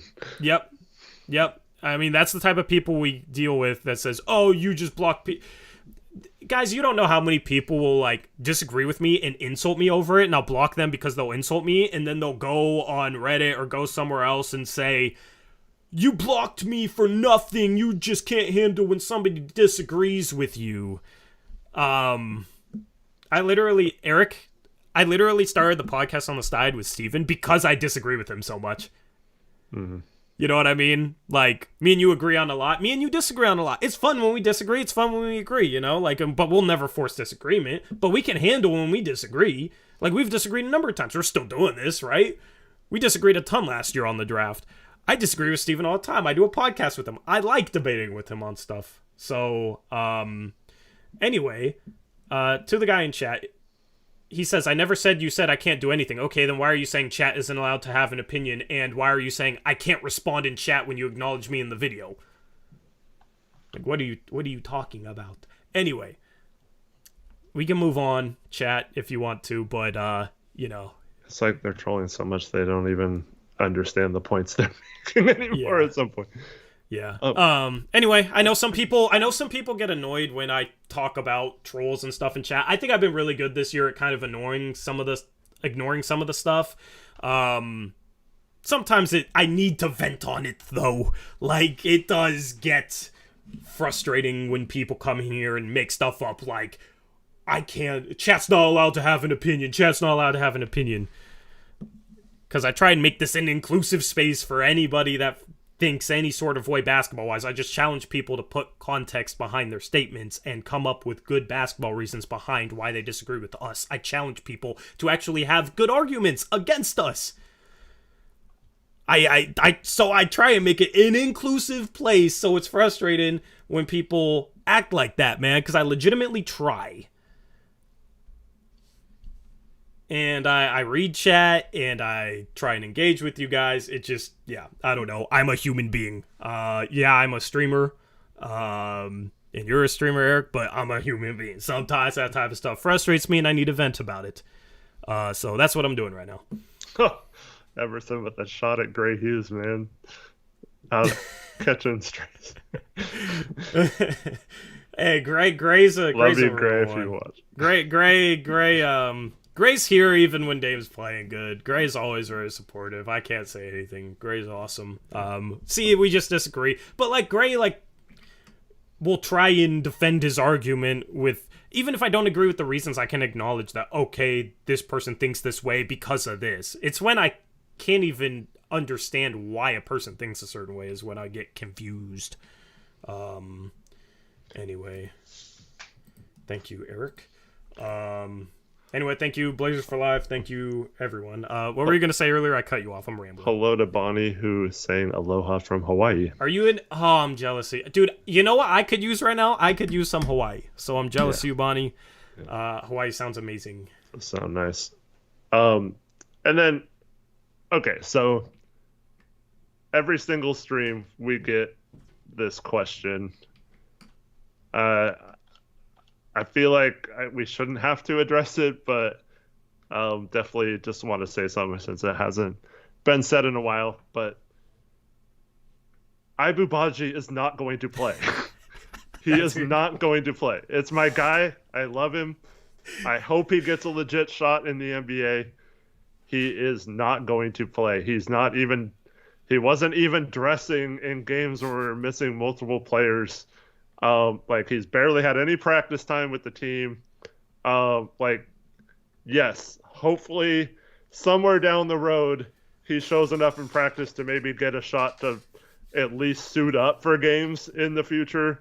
And I hope that if he does develop, it is with us, like he's on a two-way again next year maybe, that kind of thing, and we develop him over the summer, give him a legit chance. But it's not going to happen this year. It's just like I don't know. He's just too raw, and we're just looking to develop future players. Now, I mean, if he does give us something this year, great. But like, to keep asking about it, it's just like there's no possible way it's going to happen anytime soon. So, like, just forget he's even on the roster right now, because it's not going to happen. Yeah. Maybe later. It's not later hurtful. In the. Is it like? Are you saying this for like, just like the short term, people are or the long term? So long. I still think he's a good prospect long term. It's just like on a contending team or a team trying to contend this year.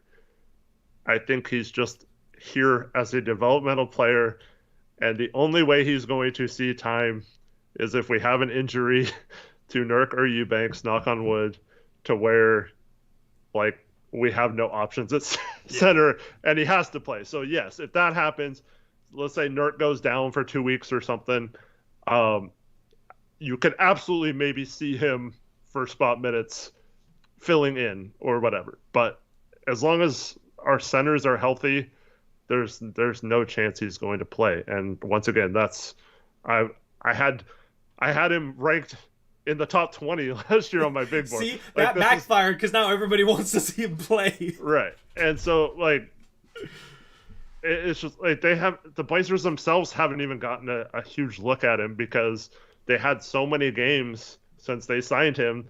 They haven't had a ton of practices. They've maybe had like 6 practices since they signed him back in November. Like, so it's not a case where they're seeing him and developing him in practice either. So, like, yeah, I mean, I get questions like during games, like, why isn't Baji playing this game? Like, why isn't he out there? Like, he could help this team. It's like guys, just like take a step back. He's like a young big man that's super raw and doesn't really have a lot of, you know, like we see these flashes from Sharpe of being an amazing player. He's obviously got a lot more potential than Baji, but like, just think of that in terms of Baji is that raw. Like, we see Sharpe struggle a lot of times, and he's a big man, which usually takes a little longer to develop as well. and that kind of stuff. We see how important help defense is on our team. I mean, maybe at some point they feel comfortable with him if they, a couple months from now. But right now, I mean, I don't even think it's like something you should even bring up his name ever. Yeah. Yeah. It's just so funny because people, I feel like I don't know how much of it people just want to see what he is and how much of it people want to see him play because how much you like him. It's just so funny because I feel like everyone asking you, when's he going to play? Like, wants to see him play because you were high on him. It's like tonight. I mean, I wish he was suited up because then, we're up 20. We set in the garbage unit, maybe, it'd be fun to watch him play with that unit because there's not really a center with that group, So, like, that is the one thing we're missing right now is when we're talking about, like, the young part of our roster, there isn't a big man there.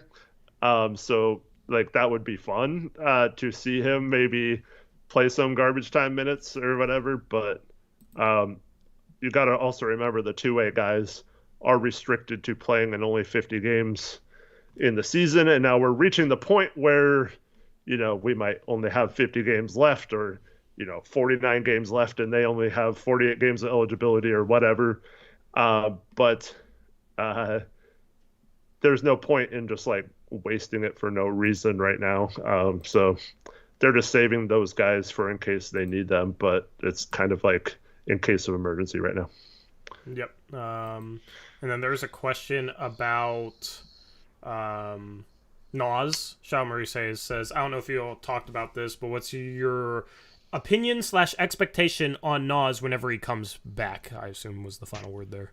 Well, first of all, he was on crutches until a couple days ago because last Saturday night, my mom actually got to do a meet and greet with him and Trendon after the game, and he was still on crutches for that.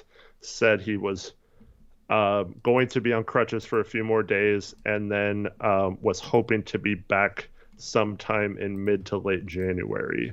So still, a month away at least from seeing him out there. My expectations for him coming back, I think a lot of that depends on what we see in terms of GP2. If he's able to play through his soreness and is contributing a lot, and Sharpe gets out of his funk and is contributing and stuff, there may be a case where Nas doesn't really see the floor that much, at least initially when he comes back. But it could also be a case where if our bench is playing as bad as it has been lately, that he gets inserted right back in to the lineup and hopefully he provides some help there because if we haven't made a move by then, we could be desperate for some help off the bench. Yep. And then Chris G brought up Mo Bamba and why he thinks he's a better option than Eubanks. We did have a stream on our second channel, Blazers Uprise Live, talking about Mo Bamba. So if you want to watch that back, just go to the second part of whatever stream it was. He was in the title and the thumbnail, so it should be easy to find. It's on Blazers Uprise Live, the channel, and it's from the 12th. 12/12, Monday 12/12 was the date. Yeah, so if you want our thoughts on that, Chris, definitely check out that stream as well, because we did go in some depth on him and like his contract situation and that sort of thing. If you're not subscribed to our second channel, we stream Mondays and Thursdays at 3:30 p.m. Pacific time. Link in the description box below for that. But yeah, we talk about a lot of stuff, like non-game related stuff. Once we get into trade season, we'll talk about a lot of trade stuff over on that second channel, so you definitely want to subscribe if you want to hear our thoughts on trades and that sort of thing. But also, if you missed that and you come and chat and you're talking about something we covered, it's easier just to point you to those specific streams because a lot of times we do cover a lot in those streams, and me and you can talk about a trade target for like 15-20 minutes, so we go in so much depth on it that it's just hard to talk about the same guys consistently. So that's what I'm going to try and do more, is just point you guys and like tell you guys how to find certain streams where we do talk about the guys that you want to hear us about. I feel like that's better for everyone. And in that particular stream, there was like 4 players that we spent a good amount of time with each one. So if you bring up one of those, then it's within the last week. It's just easier to watch that back. Yeah, because I know all you guys like don't see every stream and that sort of thing, so it's easier just to direct you guys that way. Just to try and lead you to the content that you want to watch. That's my goal. With that anyway, but we will obviously revisit certain trade targets as we get closer and the trade market becomes a little bit clearer, because right now I still think it's smoky. It's kind of hard to tell who's going to be buyers and who's going to be sellers and what's going to be available.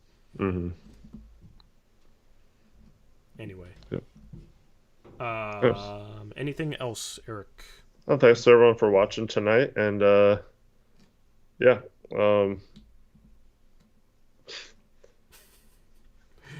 maybe not everyone, but mostly everyone. So, wonder why you don't allow critique of your commentary.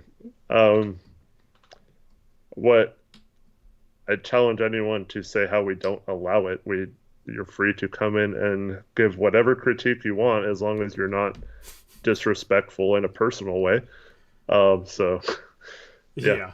I mean, like Tori said earlier, instead of coming in here, like, we have people that said just over and over again, Nurk sucks, you guys are idiots, Nurk sucks.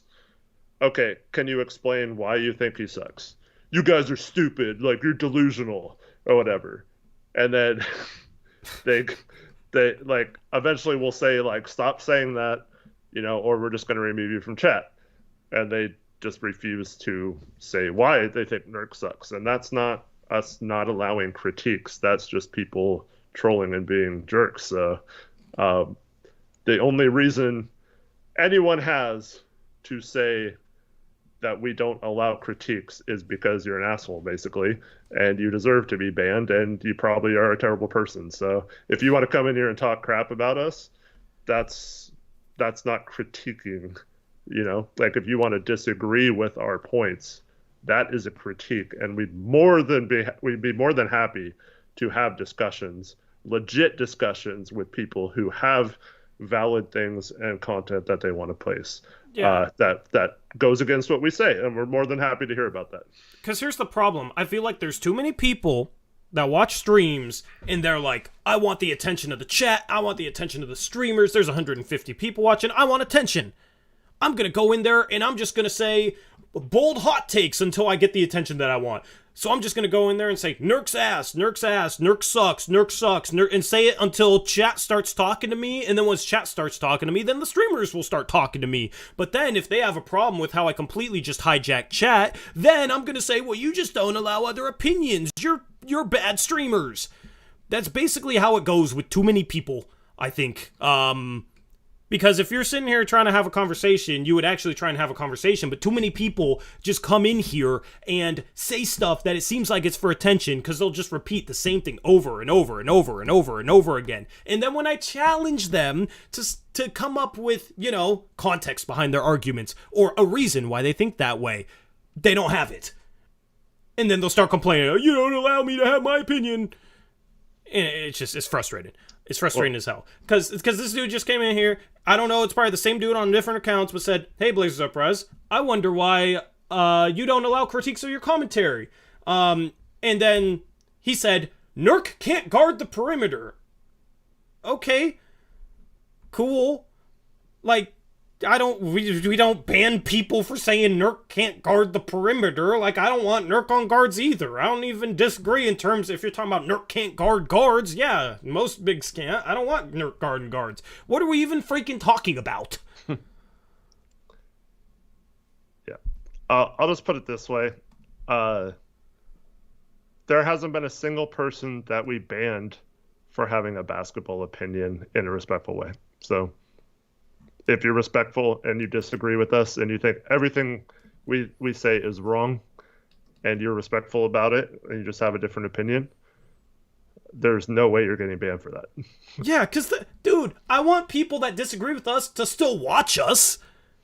Like, I don't understand what people think goes through my head or your head in regards to people disagreeing, because it's just completely blasphemous. I want people who disagree with us to still watch our content.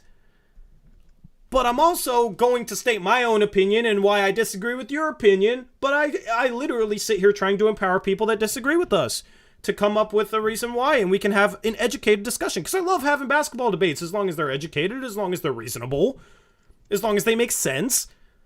And we can dive in deep. And honestly, a lot of times, if it's somebody that there's people who disagree with me that know what they're talking about. You've disagreed with me before, Eric. How does that work when we disagree? Then how does it work? Then everyone in chat is disagreeing with one of us, right? So then what? But that's the thing. Skype.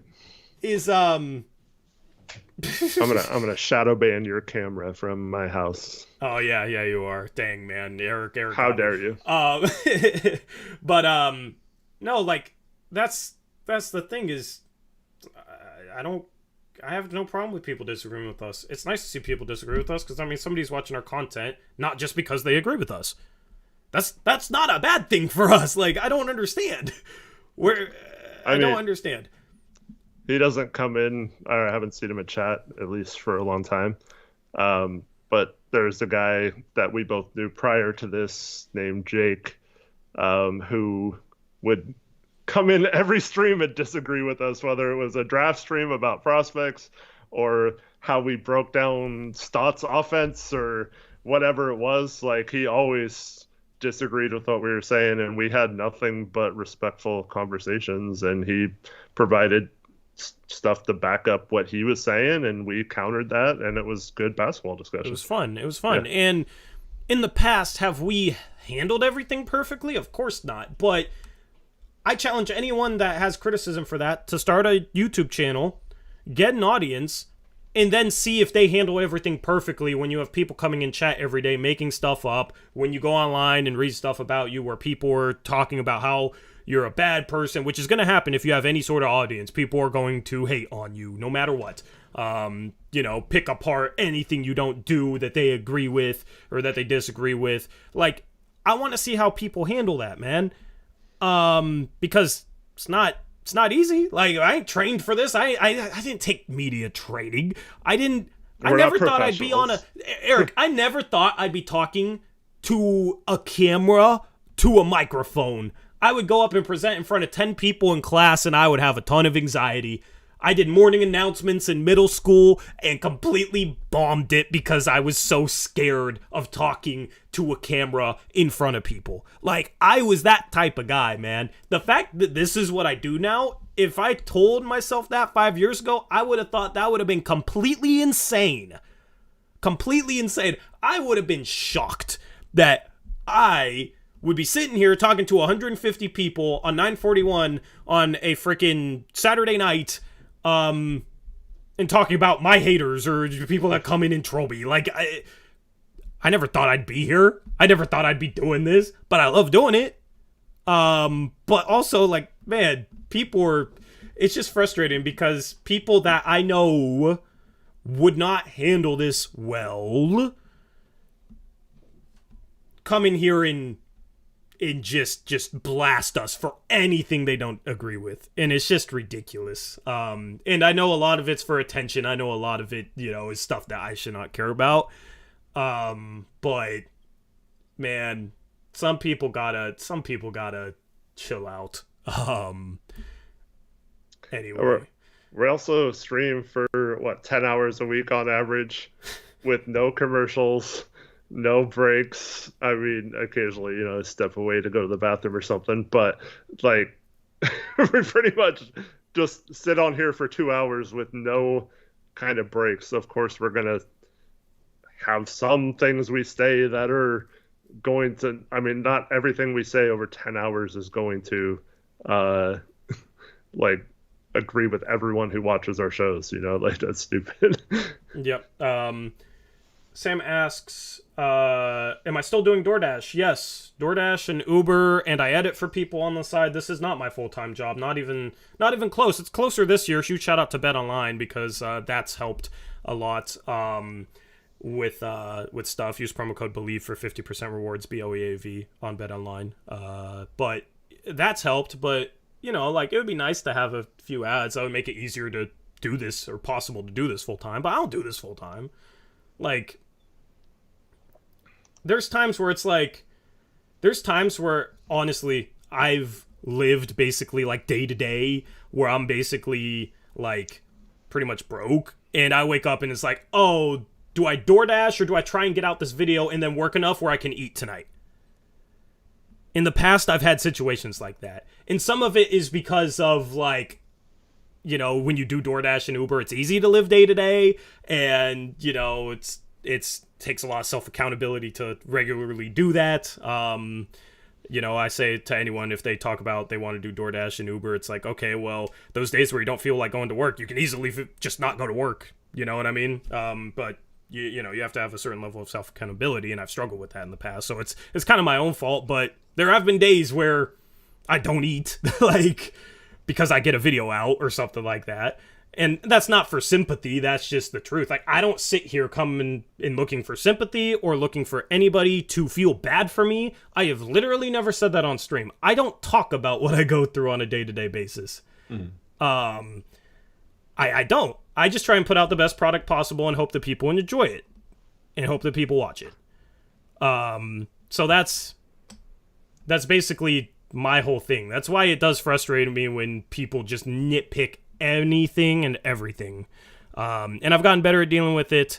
I haven't had a rant like this all year long, but yeah, I mean, I don't know. I just feel like people struggle at relating to other people or seeing themselves in each other's shoes.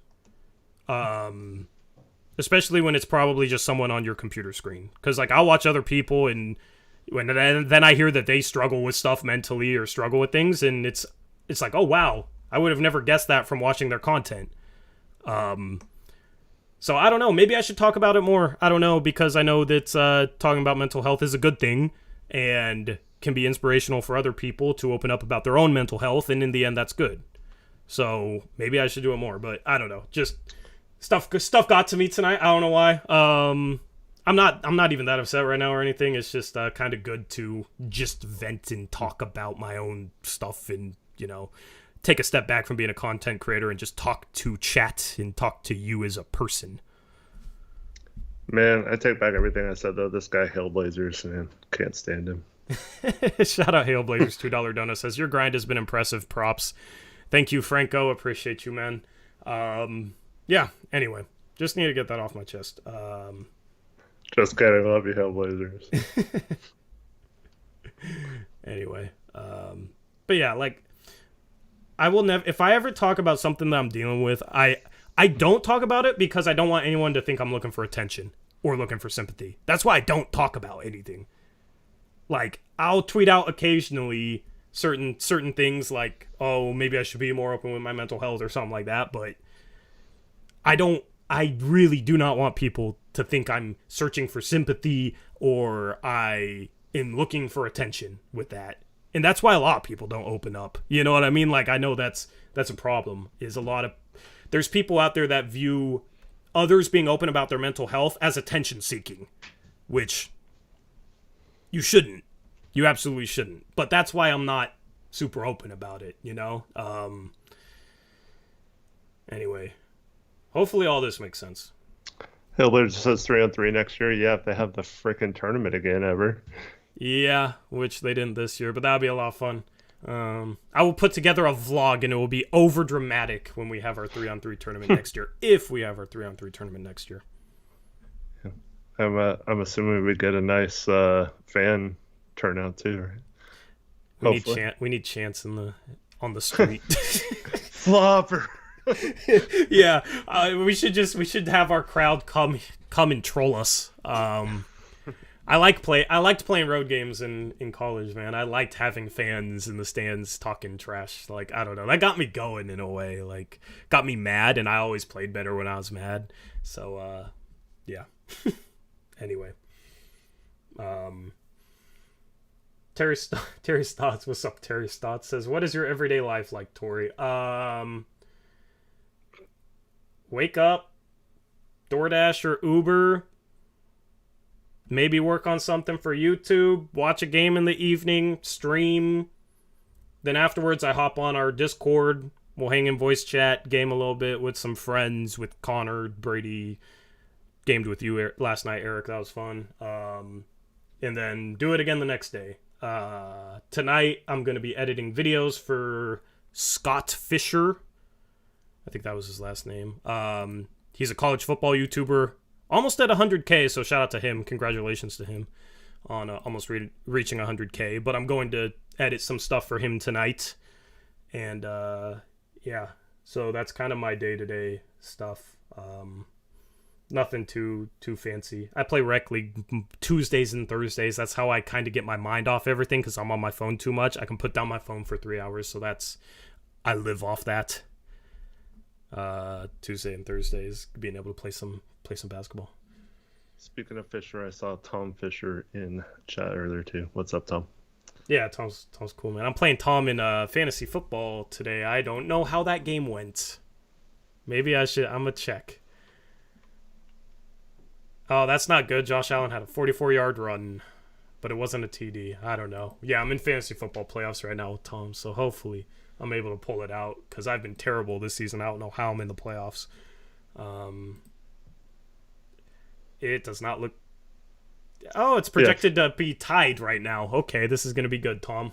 He had 300 yards and 4 TDs and 77 yards rushing. Yeah.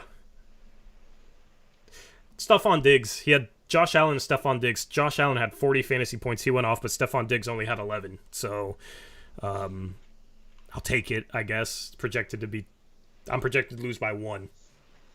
That'll be fun tomorrow. But yeah, no, like, I felt like this year, at times, it's like, people have gotten me to the point where,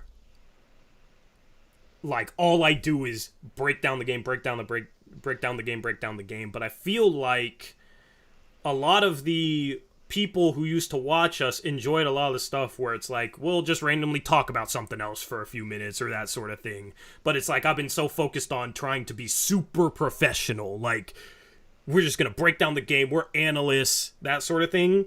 Like, I feel like maybe it trended too much towards that. I feel like we're at our best, Eric, when it's like, we break down a bunch of stuff, but we're also still just YouTubers. We're streamers.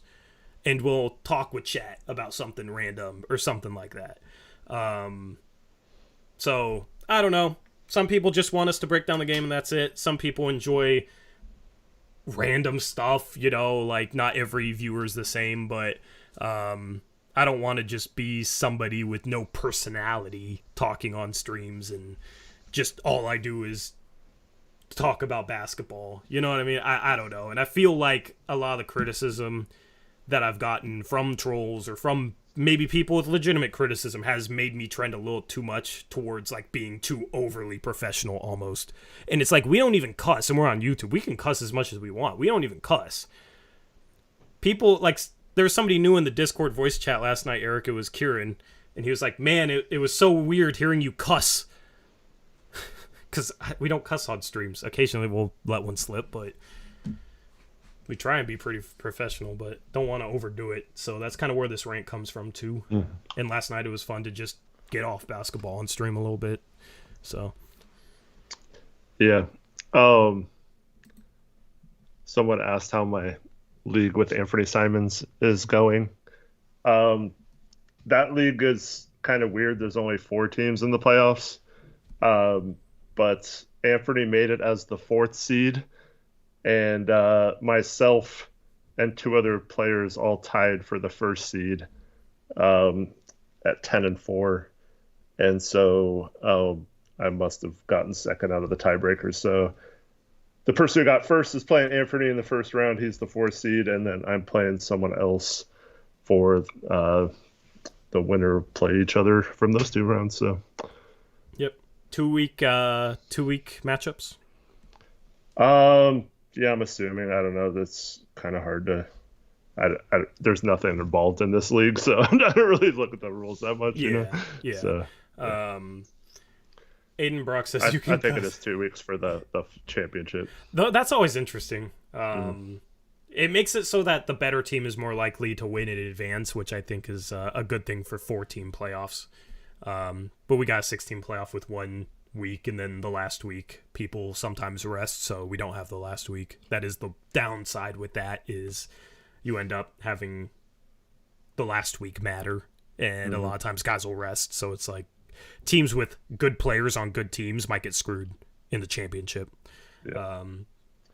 Anyway, so Ant had a lot of problems earlier in the year. Like his quarterback was Trey Lance, and he had some other big injuries, but he's got Dak, Josh Jacobs, Jalen Waddle, Jamar Chase, Philadelphia defense. He's a pretty good team. Not as good as my team in that league. Dude, that's it. So I had a great draft in that league. I got Chubb, McCaffrey, and Saquon in the draft in my first 3 rounds. Saquon's a good pick. I was gun shy because I had him last year, and that didn't work out, and then he was phenomenal this year. And then I have like my starting quarterback was Lamar Jackson. Obviously, he's been out, but I had Tua was my backup. So, yeah, pretty good. My receivers are pretty weak, though. But I have Kittle, too, and he went off this week. There's just no depth this year, and the offense is down, it feels like. Like, certain stars still go off, but other than that, the depth isn't the same. I don't know what it was this season, but... Like, because most of the time I'll have a lot of good depth and then I'll consolidate it in a trade. Normally I'll make like 5 trades a year in fantasy football. Eric, I didn't make a single trade this year. I know. Normally I'm the trade guy. So, it was kind of a strange season. But Aiden earlier says, you can cuss as much as you want, Tori. I mean, I do want people to be able to like put our show on if they have their kid around or, you know, little brother or whatever, and can trust us not to say words that they wouldn't want said around their child. A lot of times, if we do cuss, I will warn people for that reason.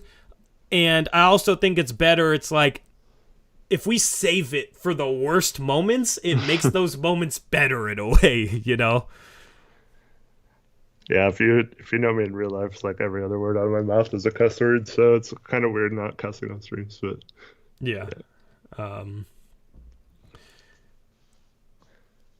Let's see. Are we doing City League? I'm doing my Tuesday, Thursday League. My Sunday League, I think, is not starting up until January. It'd be fun to play on a City League team with Eric, but Eric lives like 45 minutes away from me. Taylor, yeah, you don't got no kids. I was going to say before I even read that final sentence, man. That would have been news to me. Yeah, you know, like Crushables in the next couple of years, because congrats to him on his kid. I want him to be able to put on our streams and, you know, not worry about his 2-year-old learning words that they shouldn't be saying, you know, so...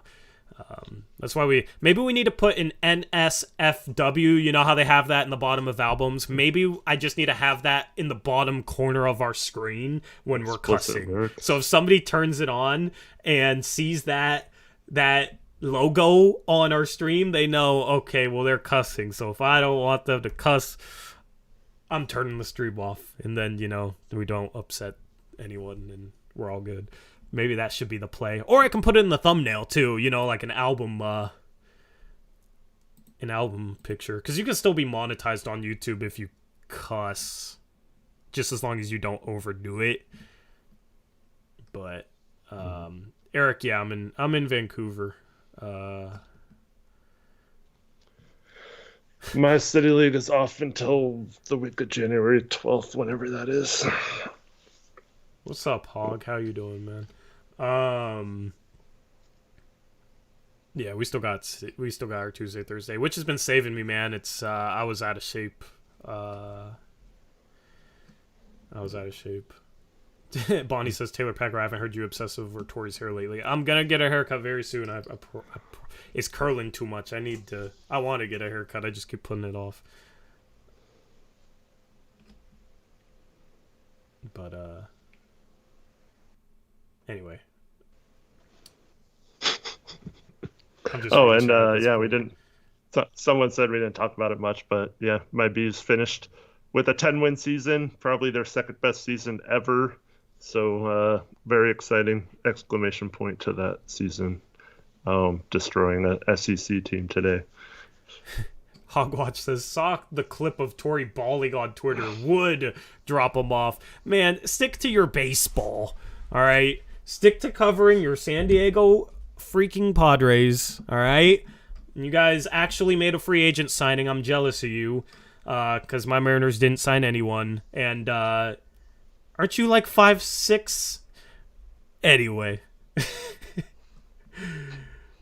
I'm just posting you up if we play then. But also I can take you on the perimeter too if you want. I'll beat you in any way you want me to. Anyway. Tori, I can't answer this question, but what are the Blazers Uprise groupies like, says Tom.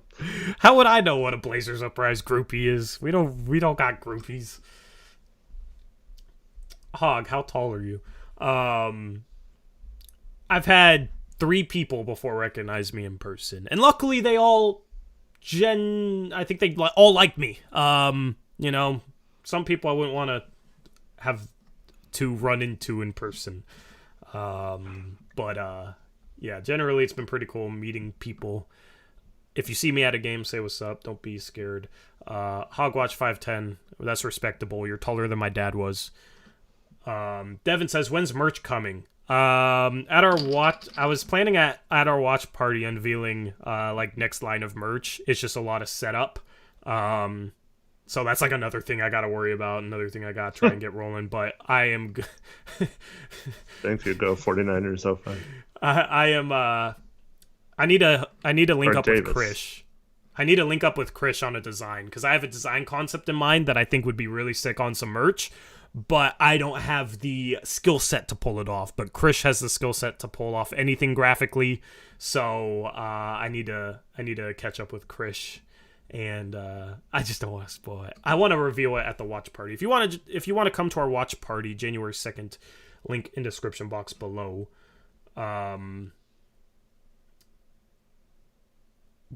Davis gives me permission to cut the tag on the trucker hat. This isn't a trucker hat. It's a Vans flat bill snap. It's like the opposite of a trucker hat. You can see the tag through it. I think that's what he's saying. Oh, yeah. Well, if it's folded up, it looks worse. Yeah, I noticed that when I watched streams back, but I never remember on a stream, or I never remember to cut it. So there, I'll wear it forwards. Will the watch party be streamed? We're going to do our post-game show from there, Hyper Prime. That is the plan. Yeah, if we're gonna try to, if you're there and want to ask a question, you can.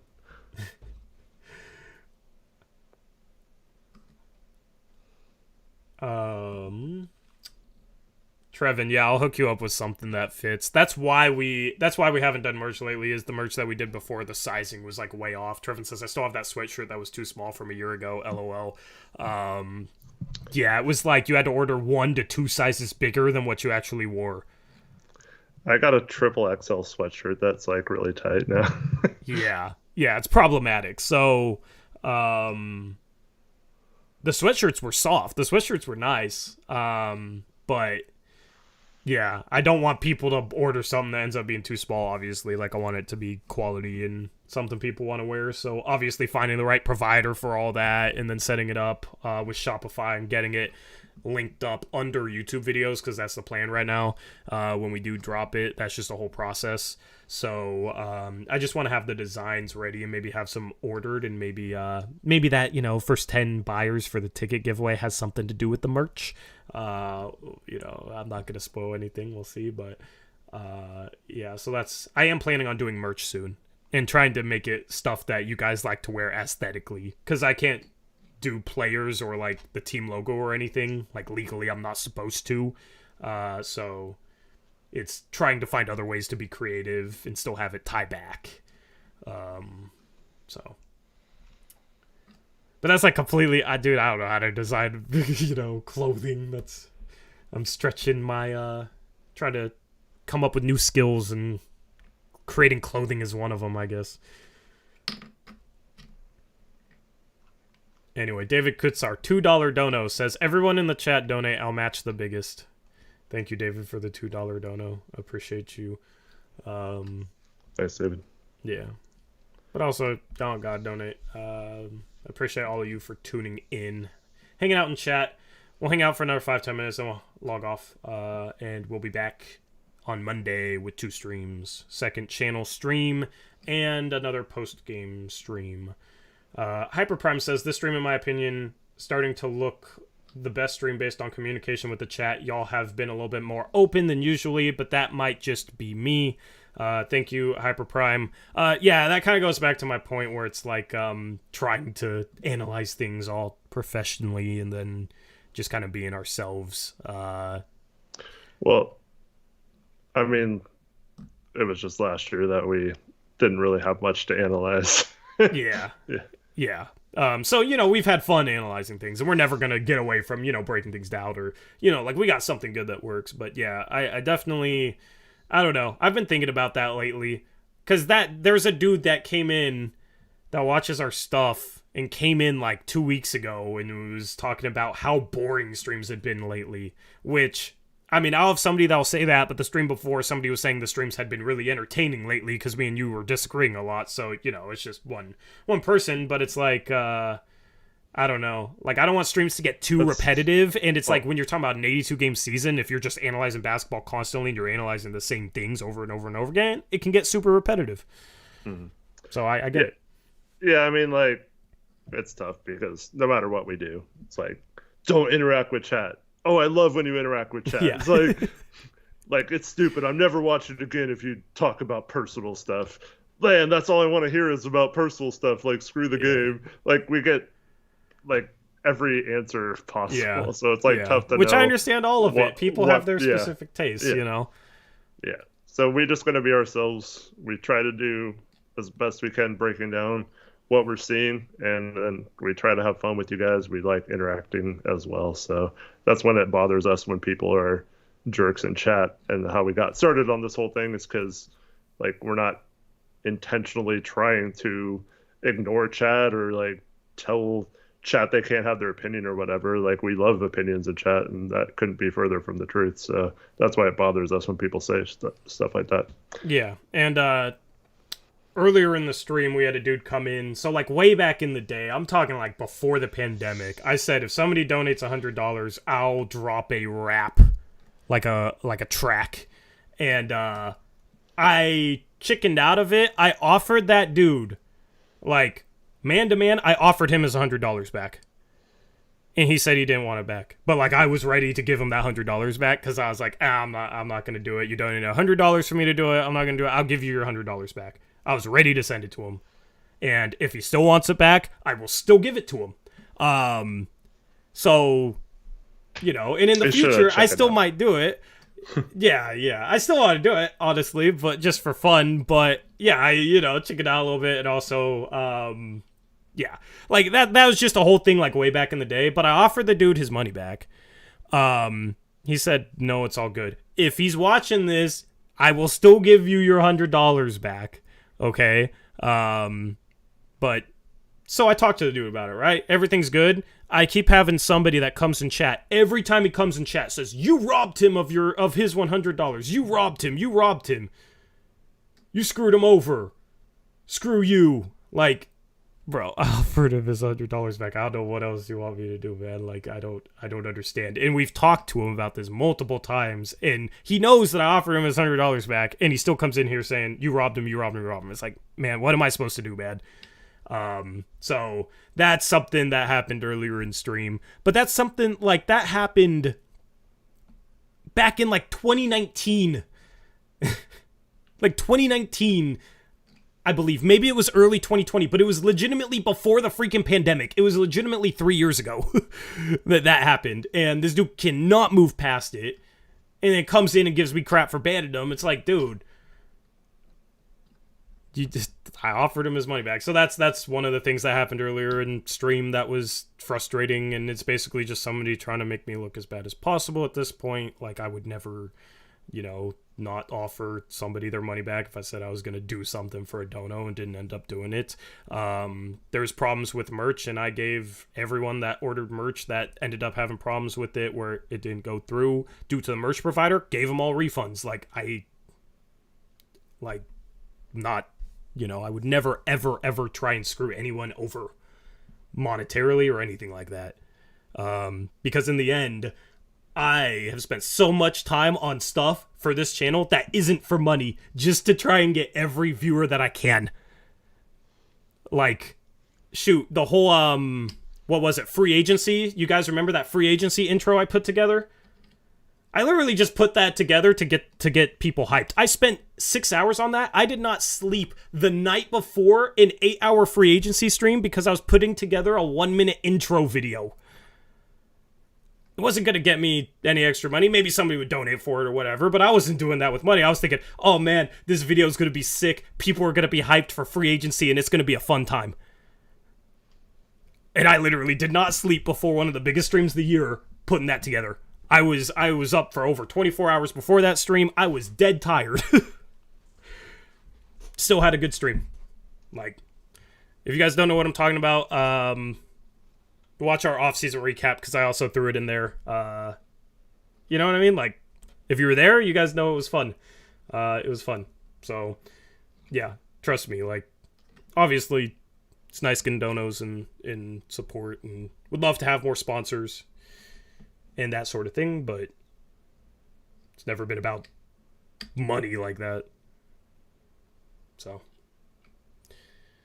And someone asked earlier what our favorite streams were. The trade deadline streams and free agency streams are always my favorite streams, even if it doesn't necessarily turn out the best for the Blazers. But whether we're ranting or happy, cheering, I always like those, because those team building and trades and free agency are what piques my interest the most too. Honestly, the opening night's always fun because I get to roll out new graphics, and that's always fun. At this point, it's like all the graphics you guys have seen before. Like, you guys have already seen this. But the first time you saw it, obviously, you know, without seeing it was really cool.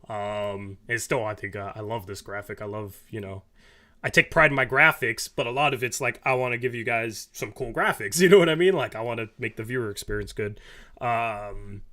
So opening night's always fun because I get to unveil stuff. But we had never won until this year. When we won this year, that was one of my favorite streams ever. Opening night was a blast. Absolute blast. Yeah, when we won game 1 against the Lakers, that was hype in the bubble. The whole bubble in general was fun because it was like basketball all day and there was a lot to talk about and stuff. But yeah, some of our most fun streams where we had absolutely nothing to talk about and just basically did this for an hour or two. Yeah. During the first part of the pandemic. Yeah. With like just Trevin watching. Shout out to Trevin, man. Those were some of the more fun streams as well. Yeah. Maurice says, did y'all stream for the 2019 playoff run? Unfortunately, we started a little too late. Our first stream was the 2019 NBA draft when we drafted Nasir Little. Yeah. So it was like right after that. But I did content over on True Blazer Fan on his YouTube channel during the 2018-2019 season. So I did a couple videos around that. That was back when I sucked at YouTube, though.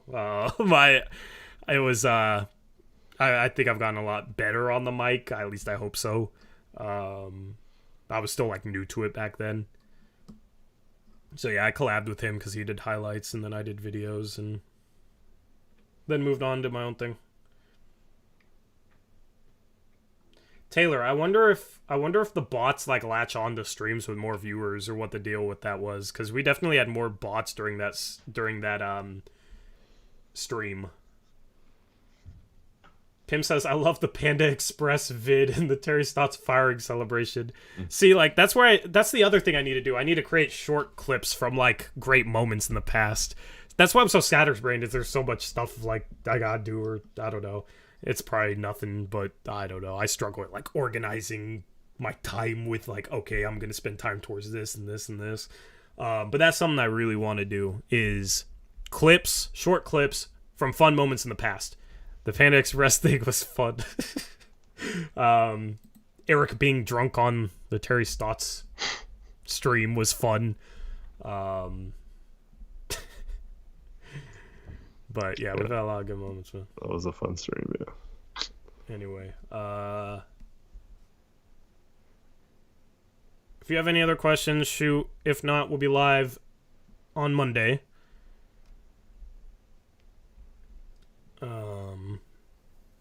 happy to, answer a couple more questions because I've genuinely enjoyed this stream.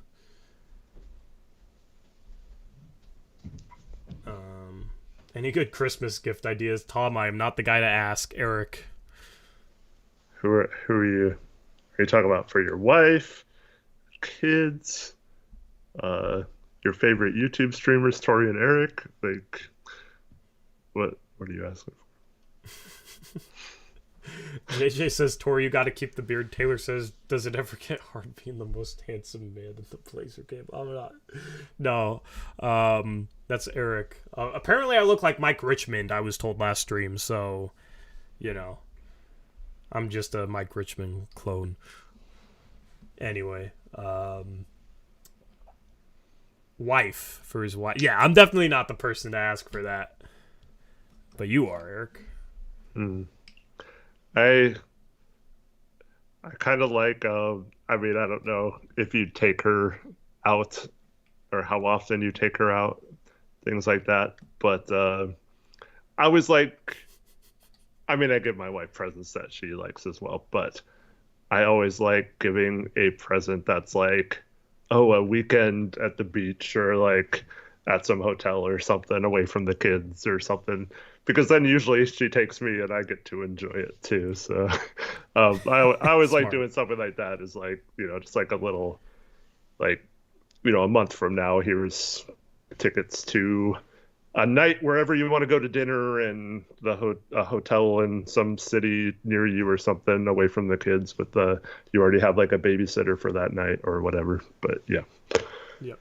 Aiden just talked about merch like 5-6 minutes ago, so you can always rewind and listen to it, but I do want to do merch in the next couple of months for sure. It's just a process that I have to figure out, and I have to make sure to find a good provider, because the provider I had in the past wasn't the sizing was off and wasn't great. Let's see, is Blazers Uprise a small business? I just file like as myself basically, and that's how I handle it. So sole proprietorship or whatever it's called. Get her a gift card to Applebee's. Get her a Winslow jersey. Eating good in the neighborhood. Yeah, get her a Winslow jersey and a gift card to Applebee's. That sounds amazing. Yeah, trip to Portland, Tom. Then you can come see me too. Yeah, preferably for the new year, because we got that watch party on the 2nd. Tom and I have hung out a couple times. Always a nice. Have you? I didn't even know that. Yeah, Tom's cool. Tom's a great dude. Yeah. And he's an Iowa State fan, so he's a Brock Purdy believer.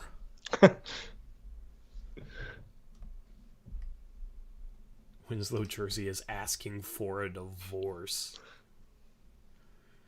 Yeah, ladies like Winslow, right? Do you want your lady to like Winslow, though, Then you can console her when he gets straight. No. What? Nothing. I was going to make a joke about how you could console her when he gets traded, but yeah, I don't think that's going to. Glaze the Nug says, actually take her to Red Robin, bottomless fries. I had Red Robin today, actually. Nice. It was awesome. It was good. I love their fries. I'm really hungry now. I should DoorDash something. Yeah, does Applebee's still have the 2 for $25 meals or something? I think so. Is there anything that actually tastes quality at Applebee's? I'm not saying it necessarily tastes bad, but there's food that will taste fine, but it also just doesn't taste quality at the same time. I like their spinach and artichoke dip with the chips. I think that's fine. What is an artichoke? Like a vegetable. I don't know. Wait, you don't know what it is? It's like this. I don't know how to describe it, but it's like I don't know. It's like this little. I don't know how to describe it. I thought it was seafood related. No, it's like a vegetable. Oh, okay. Well, maybe I'll have to try it, because I have a vegetarian mindset towards seafood. I don't know why. My sister's the same way. So I guess it's genetic, but yeah, if I eat something and then find out that there's seafood in it, I will feel sick. I don't know why, but just the like, I can't eat seafood. It's a vegetarian mindset on accident towards seafood. Anything related to water, is not food to me.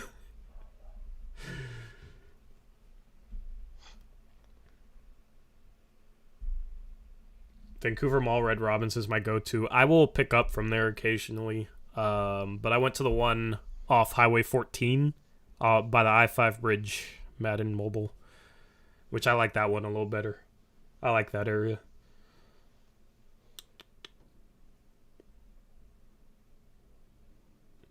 Chat, are you trying to trigger me by posting fish emojis? We got a crab emoji, we got a fish emoji. I love seafood. Shrimp is the best. It's not even anything to do with the flavor. It's it's like the notion of, it's weird. I know it's weird. I don't know. It's not my fault though, because it's genetic.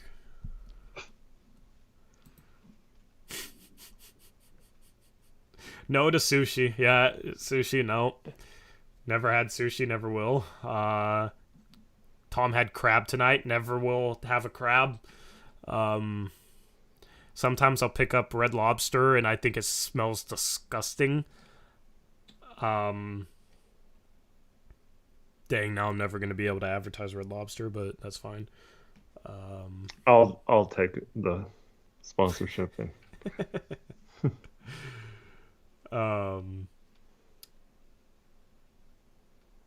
What kind of music do you listen to? Hip hop, some alternative.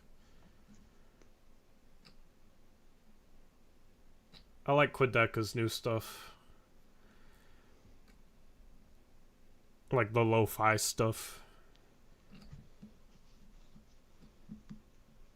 What if a beautiful girl asked you out and told you y'all were going to a seafood place that only sold seafood? I mean, I can drink water. I can drink water. I just will not eat anything from the water. So yeah, I'll go there and I'll tell her I'm having a water. I'm on a diet. I mean, if you go to like Red Lobster, it's like you can get non-seafood food there. Do they have non-seafood food there? Yeah, well, first of all, they have the biscuits and and then there's you can get like salad, you can get steak, I think there. I also don't. Oh, like you don't steak. like steak? Yeah, never mind. Never mind. I forgot. You're dumb. You're dumb. That's a horrible take. I never liked how hard steak is to chew.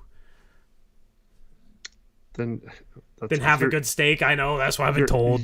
You're eating like well done steak. Yeah, I also don't like pinkum, or eating meat off the bone. Anyway. God. What do I eat? I like vegetables, honestly. If there's anything like good for you that I like fruits and vegetables, I love fruits and vegetables. Like I can eat a chicken salad. Wings. But yeah, I like, chicken wings without the bone. AKA chicken nuggets, I know. Nothing wrong with boneless. Yeah, like lasagna, Mexican food. I'm high on Mexican food. Marshmallows. Panda Express, orange chicken. Panda Express is a go-to. Yeah. That's all. My kids, it's either McDonald's or Panda Express if I let them choose. That's all. I used to love McDonald's when I was young. Now, I don't understand how I used to enjoy it. It used to taste so much better. That's the look. Tyler asks, is there any news on indoor b-ball runs this cold winter? Yeah, I mean, we don't have the details yet, but we possibly have someone that I don't think is watching right now, but he might have access to his school gym and can get us in, which would be cool. But that would be like mid-January probably. Yeah, I assume you'll just update us when you have information on that. Yeah, so Yeah, it'd be fun. It'd be fun to meet you guys, play some basketball for sure. See if some of you that say you can dust me one-on-one can actually dust me one-on-one. Chiefin', where's Chiefin'? Yeah, we need, for that to happen though, we'd definitely need at least 10 people to show up so we could play fives. Yeah. I think we could for sure. Yeah. Taylor says not like 4 like last time. Yeah. 4. That was bad. Taylor says, what will you guys have to do to grow the channel to make it your full-time job, Tori? Honestly, just more sponsors. Like, if I could just have, like, 6 ads a stream, which would be, like, if they're 30 seconds, that's 2 minutes of ads in a 2-hour stream. Like, we do the bet online ad at the very start, and that's it. So, but, you know, I would want to advertise stuff that I think is cool, like businesses that I like, businesses that I think you guys would like, obviously. But that you look at podcasts under network or radio or TV, there's so many ads. Especially if you listen to radio, there's 4 ads every 15 minutes, right? That's how they make their money. It'd be the same way for this. Just being able to have a few ads a stream that I could just, do a little ad break, 1-minute break, segue it into a different segment. Brandt's Breakdown presented by, I don't know, insert company here. What's your favorite company, Eric? People's Mix. God, what could People's Mix? What would a good business for him do? Manscaped. People's Mix Outhouses. People's Mix Outhouses. Brandt's Breakdown presented by People's Mix Outhouses. Porta potties. Yeah. By People's Mix. Be fitting sponsor, but people always say like the stuff that's on YouTube, like Manscaped and stuff, but that's affiliate, where it's like I have to rely on people actually like, using the link or using the code when they use the company. Like any word of mouth that gets around to other people that starts from the ad. If they don't use a link or a code, then nothing comes back my way. So, I'd hope for sponsors and stuff that would be, just certain amount for every 1,000 views. That would be ideal. That would be the best. And then I don't have to worry about like, oh, okay, how many uses is this getting today? How many code uses am I getting? Because that's just stressful. So, yeah. But I might have a connection and a couple cool brands soon, which would be fun. I want to see you act, Eric. I want to do a skit. I want to. Can you? Have you ever had to act for anything before? I mean, I act like I know what I'm talking about every stream on here, so. But no, probably not since like middle school theater class or whatever. Yeah. See, like that's the thing. I'd want to be creative and have some fun with it. Make it so. I did the whole Torrance the Timbers guy thing for Aura. That was fun, and I don't know. I didn't know if people were gonna cringe or laugh. I was kind of going for somewhere in the middle, but people seem to enjoy it. So we try and make it entertaining, of course, so it doesn't detract from anything, but also still, a good ad. That would be my goal with stuff. But yeah, skit would be saying no to a theoretical trade. That would be a good sponsor, like Fanspo.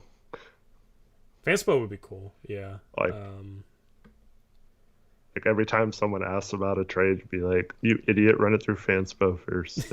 And every time we say that, we get like $10 or something. Every time we insult someone, we'd make like $1 million because people don't know how to give us the right trades. I wish Fanspo was the biggest trade machine, but it's gotten bigger, but I still think it's ESPN. And Fanspo's trade machine is so much better than ESPN's. Mm-hmm. So much better than ESPN's. Fanspo's the place to go. They got mock draft simulator. You can make your own draft big board. That's what I use for mock drafts on stream last year was Fanspo. I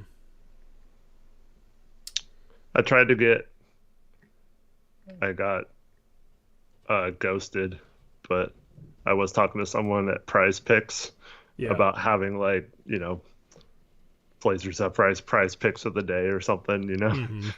and yeah, thought it Yeah. was going well, and then they just stopped responding.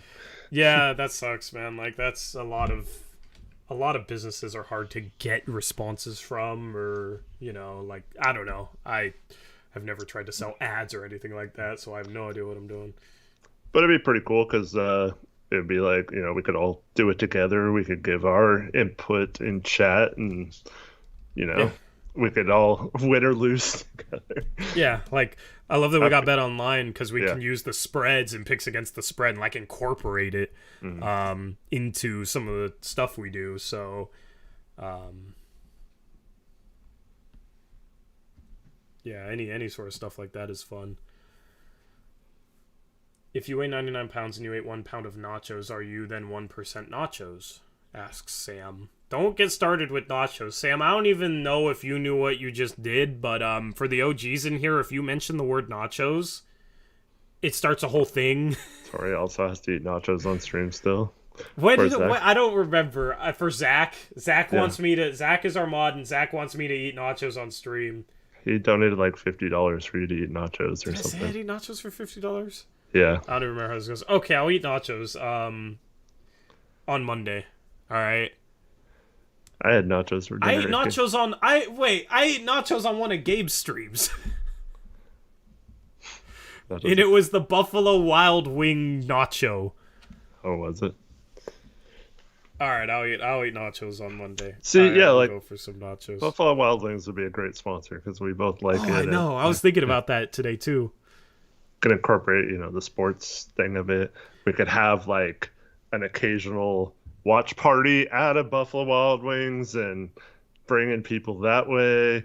We could do a post-game show from there, that kind of thing. Any sort of stuff like that would be awesome too. Or Actually, like a pizza place or something like that too, back in high school, I knew the son who I knew a kid whose dad owned the Buffalo Wild Wings. That's like 5 minutes from my house.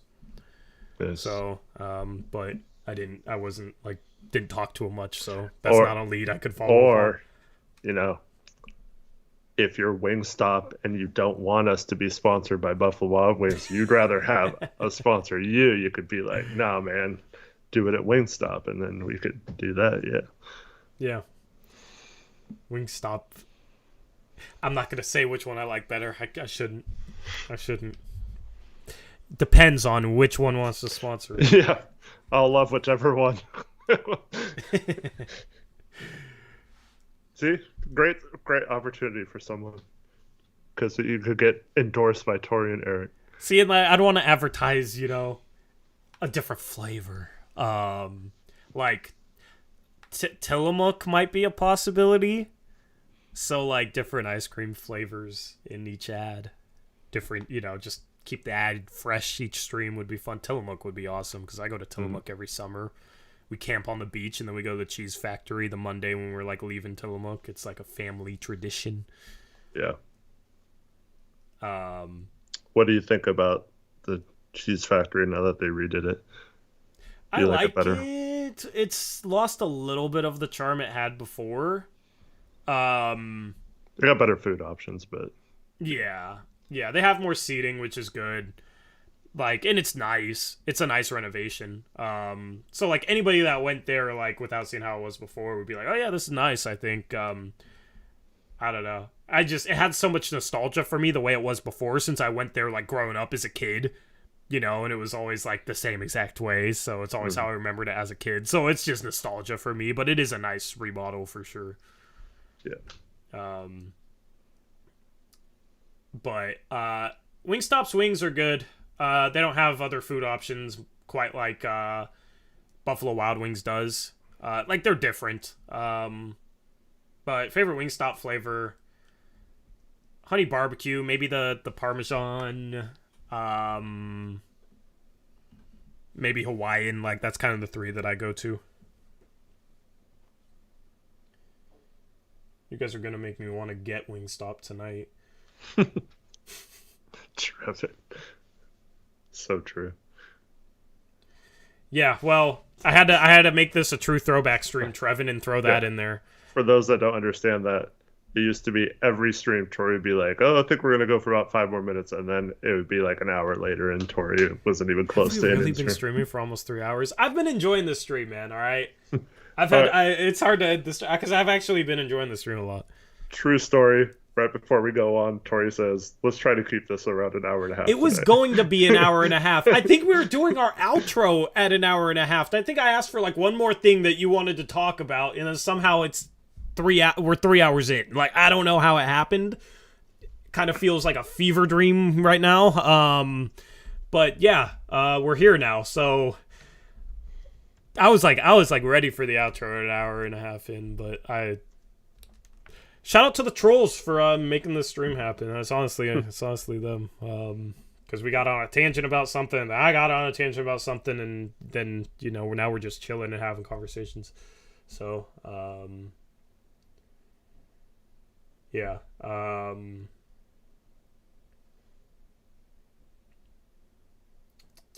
Let's see here. I'm just reading chat.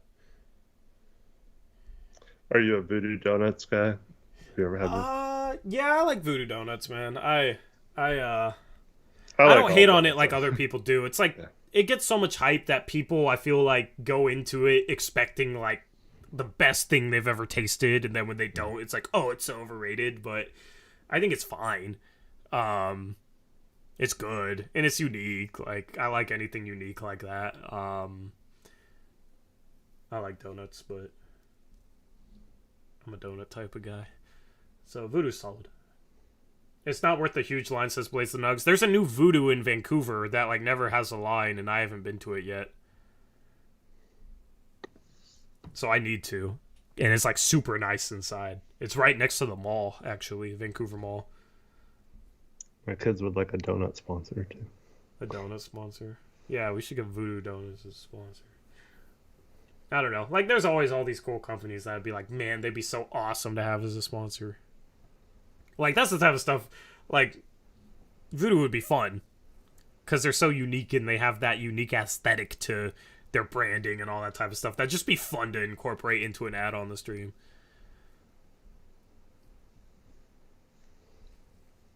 And it's local. Like, any business that's local is a bonus for sure. Taylor Packer says, seeing as this is the biggest Blazers podcast / stream, I feel like it's crazy the main media members act like it doesn't exist. We just don't have connections, is what it is, which is fine. But if we were friends with a bunch of people elsewhere, it would be a lot easier to get a shout out or something like that. But it's fine. What were you going to say, Eric?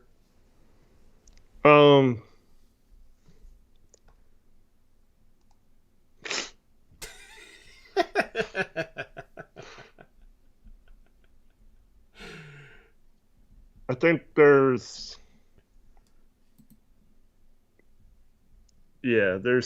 I mean, I'm just trying to think about how to phrase this. I don't know. It's like most of the Blazers media like crapped on us when we were starting because we were known as the edgy guys with stupid opinions about stats, and I don't think any of them have ever bothered to really even try to change their opinion on that. So it's not a big deal, like Tori said. So I just don't think they will ever give us the credit because of how they viewed us. And I mean, I don't think I've gotten in an argument with someone like been a jerk to someone on Twitter in like 2 years. Yeah. But like I constantly hear how I'm an asshole on Twitter and like I'm such a jerk the way I handle my Twitter account and all this stuff, and I like barely say anything on Twitter anymore. You don't argue with anyone. You're just like the nicest guy, man, on Twitter. Like so many people. I don't freaking understand. Well, here's the problem, Eric, is like if you aren't perfect starting off, people hold that against you. It doesn't matter how much you improve or how much you handle things better. People always hold what you did right at the start when, you know what I mean? Like, that's how it is with me. That's how it is with you. That's how it would be with anybody who starting off has opinions that aren't consensus and people don't like. You know what I mean? So that's the thing, is like there's been some legitimate criticism that I've taken to heart and that I've like tried to improve on. But it doesn't matter if you improve or not. The people that don't like you will still try and tear you down no matter how much you've improved. People don't give second chances.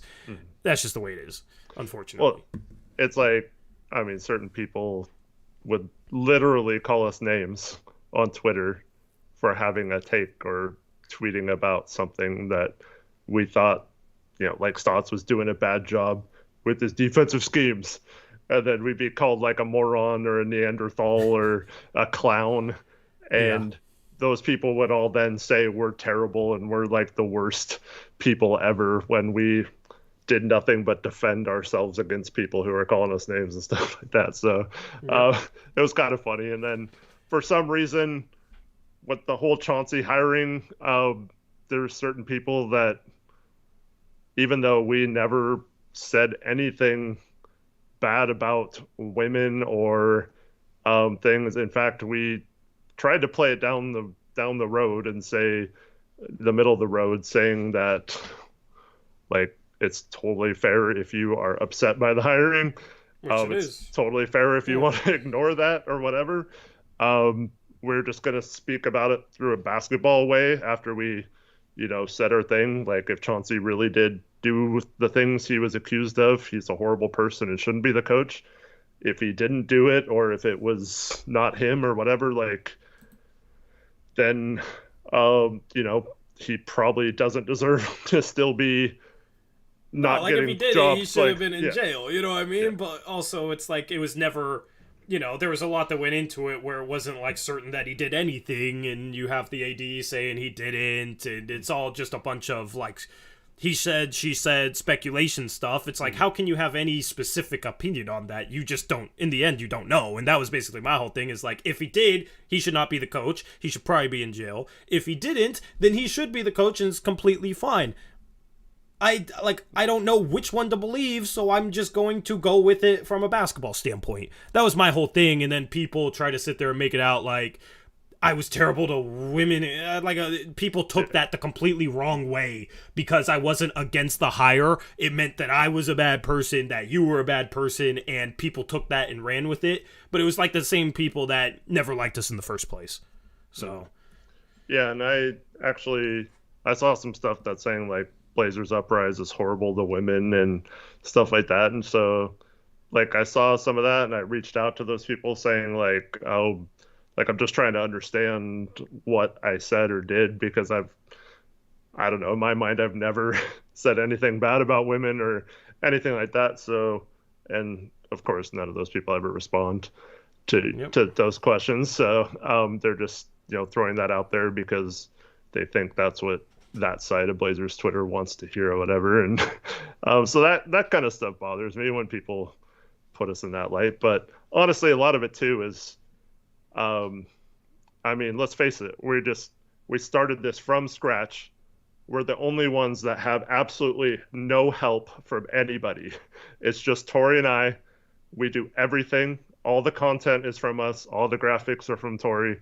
I mean, he might pay Chris or whatever to help, but like, you know what I mean? It's like, all in-house. So like this is all us. It's just us. We're not with the Oregonian, so we don't get access to every press conference and every publication from their PR department, and we don't have access to professional studio equipment, and we didn't go to broadcasting school, and we didn't go to journalism school, and we provide content that is either better or just as good as these people who went to college, have actual professional jobs that they get paid to do.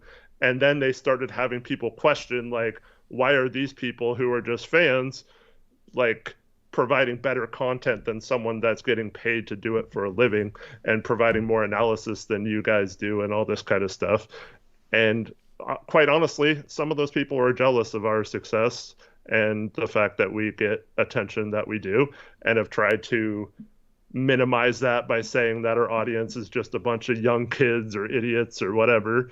And that's the only other time I've ever gotten in arguments on Twitter is when someone categorizes our whole audience as being stupid or something. And I take, I don't take that very lightly. I will speak up for people, and yeah, that's just how I feel. I think a lot of those people don't want to mention us at all because they know that if they do and they give us more attention, if we're doing this all without any attention, without any of the press, without any of the sponsorships and all that stuff, like just imagine how big we could become if we actually did get the attention of anyone within the organization or within, the press or whatever. So I think they're just kind of scared that we take their jobs from them or something, So yeah, I mean, I don't know. I won't go that far, but yeah. That's not everyone. I'm just. There's definitely there's probably some people. Yeah. I don't know, because I feel like I shouldn't say that or I shouldn't agree with that. I don't. You know what I mean? Like, but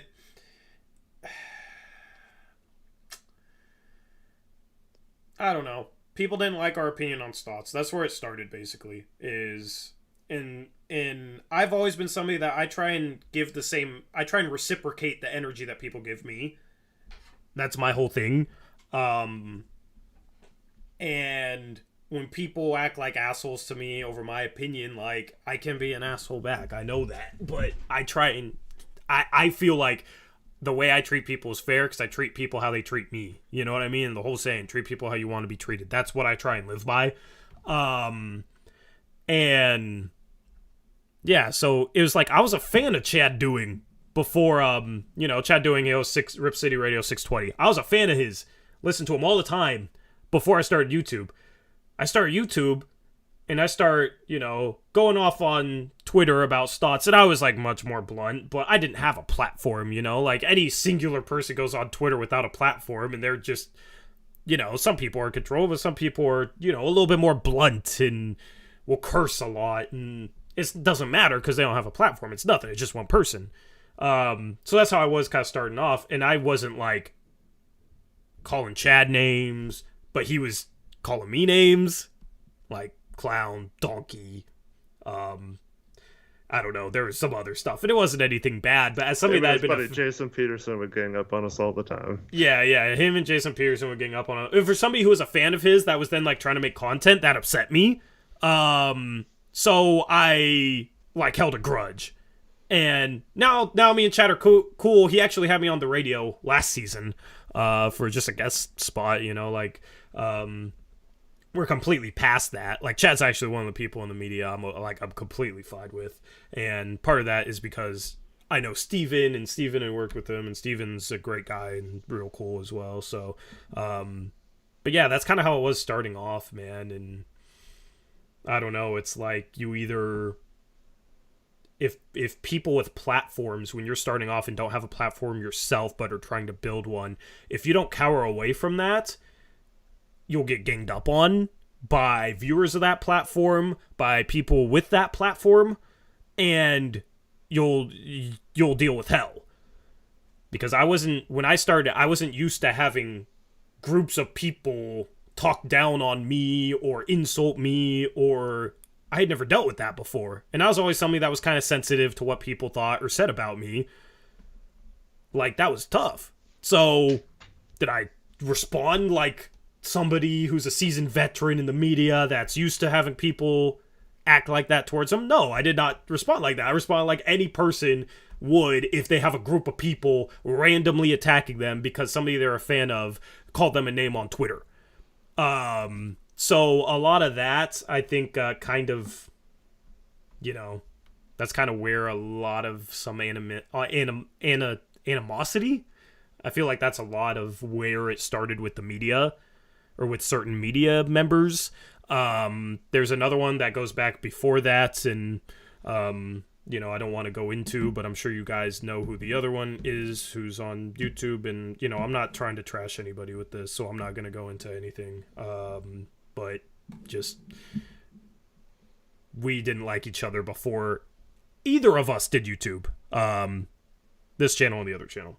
And I'm not going to go into why. I don't, I don't feel comfortable going into that. We talked about him last stream and I didn't feel comfortable, but people donated and I read off every dono. And that definitely is part of it as well. So, I don't know. There's just a lot to it. Starting off this channel that if you watch us now and weren't with us at the start, you probably don't know. But that's why we get no respect from anyone media-wise. Taylor asks, can you say how you guys met, at least without any details? Forum, just like me and Eric met. Internet forum. So. Yep. Anyway. Y'all would break YouTube if you had a stream of thoughts. That'd be fun, man.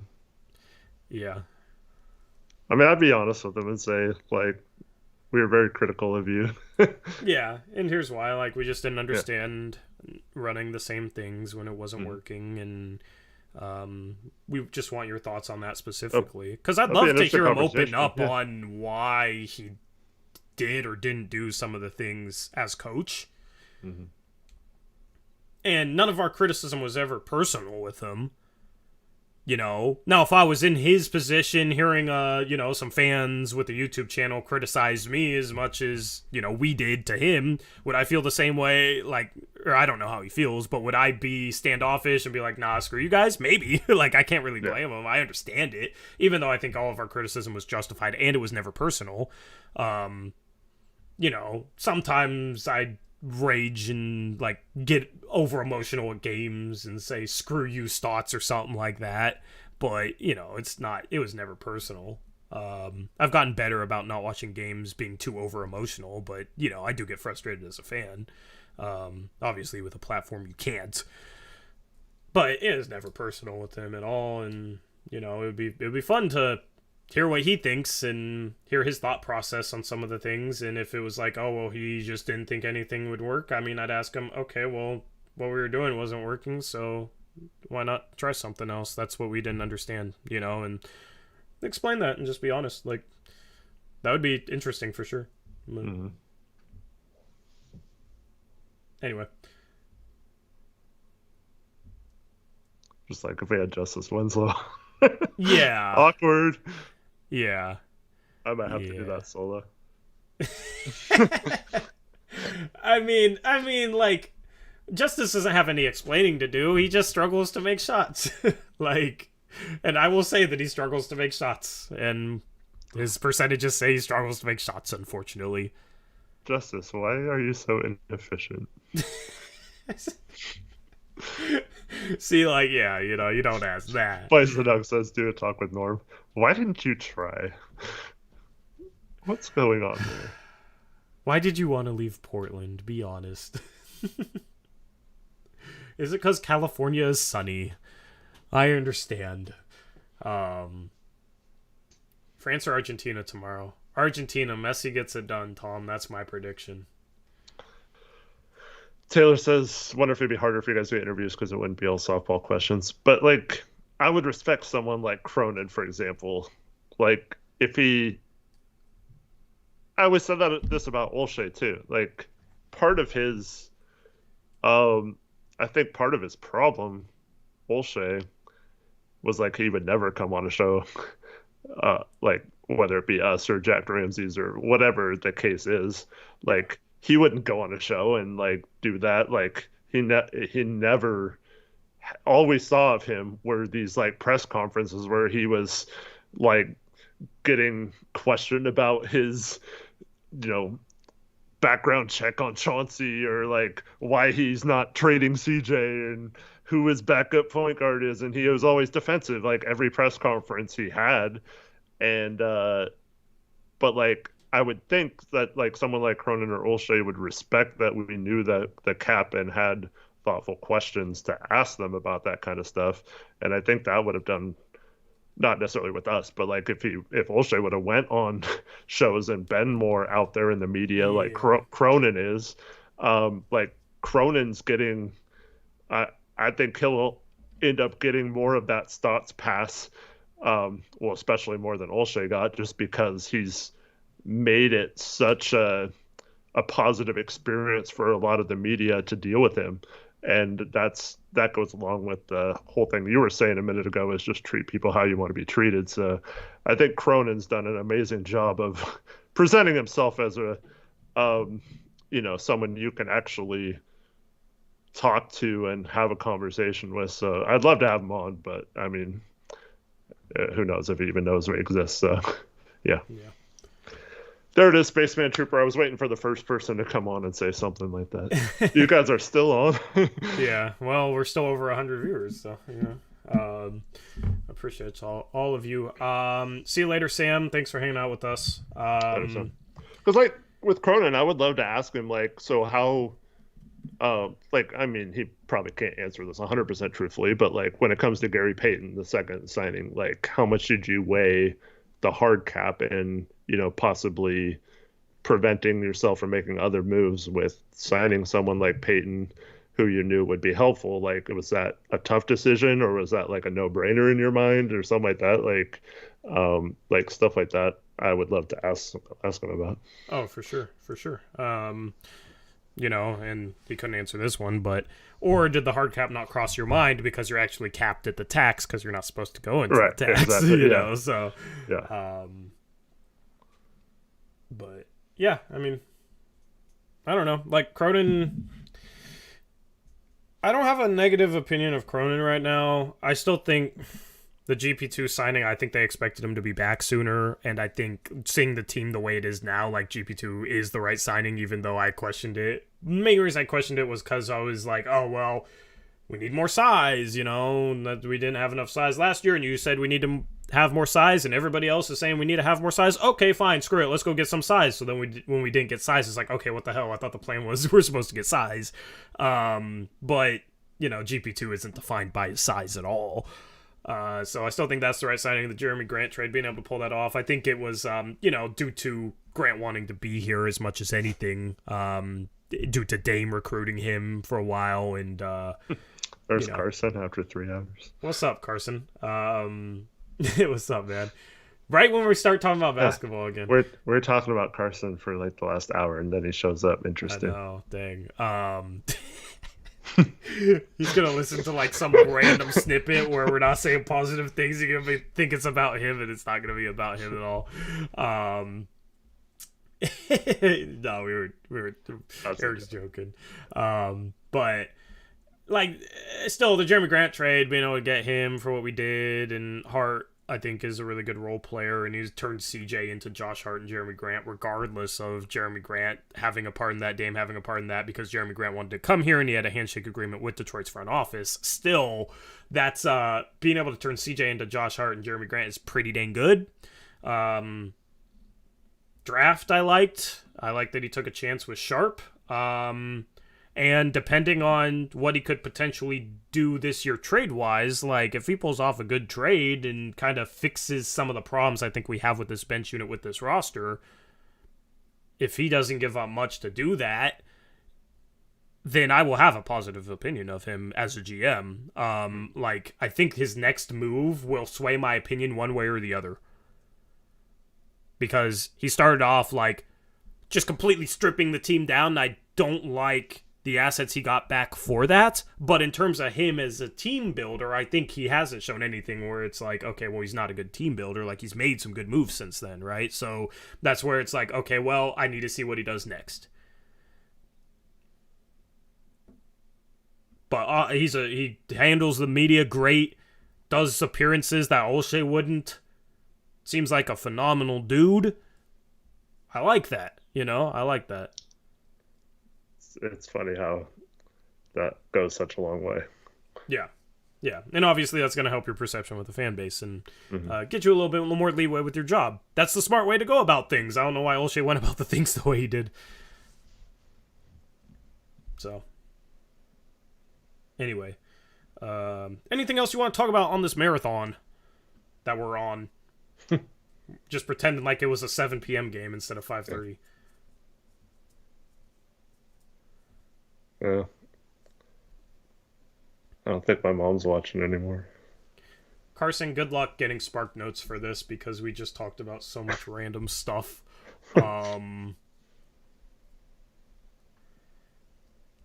Anyway. Anything else, Eric? Oh, thanks everyone for sticking, all 123 of you that are still in here, or 122 in Carson. He doesn't count. Well, he just joined. He's been watching the whole time. True. Chris asked to watch the movie instead of us, and just came back. So appreciate you coming back, but man, should have watched that movie until after the show. Anyway, yeah, no, this is not. This stream was not planned like this, but it was good. It was good to I don't know, talk to you guys without analyzing basketball constantly. We did some of that last night, which was fun, but it's just kind of a breath of fresh air in a way. So, help me feel better in a way, if that makes sense. You know, I've been doing all right, but the stream definitely was good. Was good. I enjoyed it.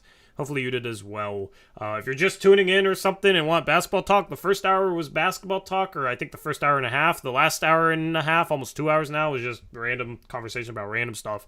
I kind of vented on a couple things, just with being a content creator, that sort of thing. So if you're into either basketball talk or that, that's where they are in the stream.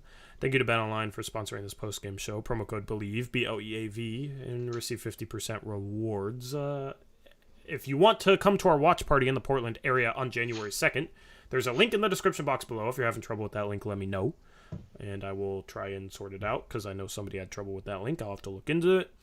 And anything else to plug, or Geraldo, you're laughing at something? Everything good? Yeah, I just have one more question from Blazers for Life before we leave. Yeah. How do we stop being fake good, Tori? I think you start being real good, man. I don't know what you got to do it, though. But, yeah, fake good is really bad, I guess. I don't know. But Trevin, I don't think any other mods showed up for this one. This was definitely a Zach stream, and he missed it, man. I know. Yeah, and when was the last time Connor was here? And it's a weekend, so Connor's definitely up.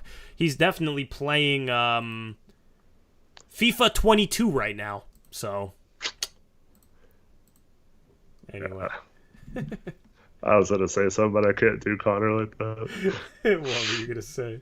Nothing. I don't want to be mean. Yeah, Connor's awesome. Connor's too cool to be mean to. Yeah, he takes trolling pretty well, though, too, at the same time, so I feel like he could handle it. But I'll have to hear after the stream what you were going to say, because I'm very curious. Was it something about soccer? Is my only question. I was just going to make a comment like we know he's not with a girl or something. But jeez. That's why I wasn't going to say it. Man. Connor could be a ladies' man if he just applied himself, but he just doesn't care. He just wants to chill, hang out with us, watch some soccer, and play some FIFA, and I respect it. Yeah. And I respect it. So, but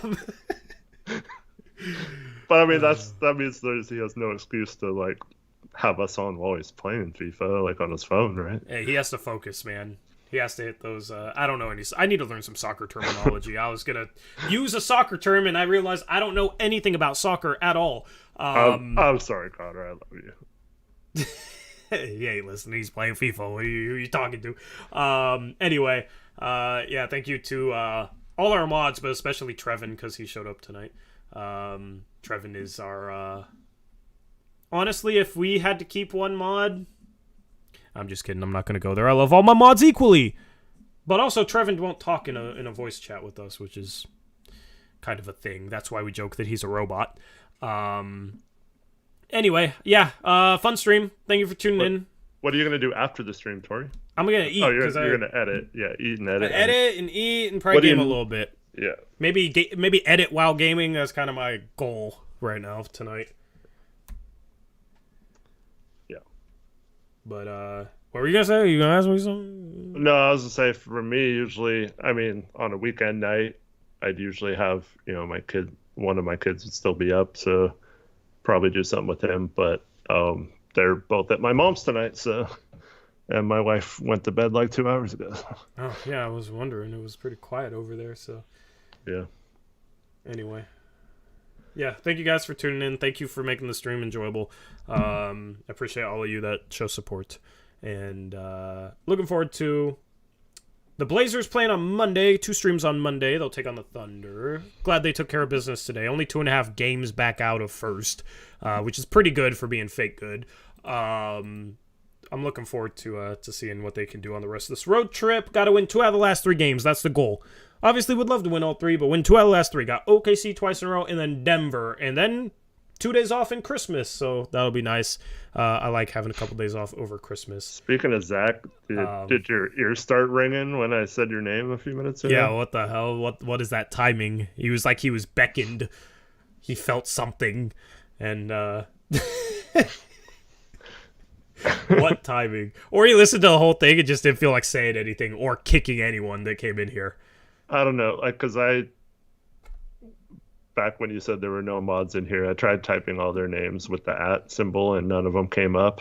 And then Trevin was like, I've been here, even though he wasn't coming up before he said that. And but Zach's name definitely wasn't coming up during the stream. Yeah. No, we were talking about mods and stuff, Zach, because we had a lot of trolls / haters / critics coming in earlier, and stop. God. No. Zach, I was saying that the last 2 hours we've been basically just talking like an old school chat stream, and you would have loved this stream, but you weren't here, so yeah. Definitely go back and listen, though. Yes. You'll enjoy it. I missed you during the stream, Zach.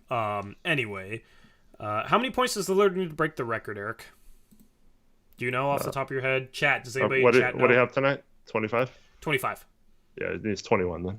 Okay, so expect Dame to break the record on Monday. That'll be awesome. I'm looking forward to it. That'll be a cool moment, honestly. 21 points. So he should get the job done Monday. If not, he should get it done Wednesday. It's looking very, very likely that he's going to break the record in OKC, the franchise that he set into a rebuild. So maybe it's fitting, Eric. Yeah. Maybe it's fitting. You shadow banned Taylor and Carson, right? Don't tell him. That's what you're not supposed to tell people that they're shadow banned. They're supposed to not know. That's why it's a shadow ban. Anyway, just kidding. I feel like I always gotta say just kidding after jokes like that, so like people don't actually like get offended or think I'm serious. Anyway, yes, Carson says what? Carson, I'm joking. Wait, how did you see his comment that we shadow banned him? It's in my. I have a feed. You know how it says live chat and top chat. I have shadow ban chat. Okay. And it's more active than the live chat. But it's mostly just all the sex bots that we've banned. Or we shadow ban people and they could still comment because that's how it works, right? Yeah, that's always cool. Yeah. Shadow ban yeah. Oh, God. I already did it this stream. I'm not doing it. Eric, stop. All right, I'm going to resist because that's a whole nother thing. Anyway, thank you for tuning in. You're going to be... I got to, like, resist my primal urges to rant about that.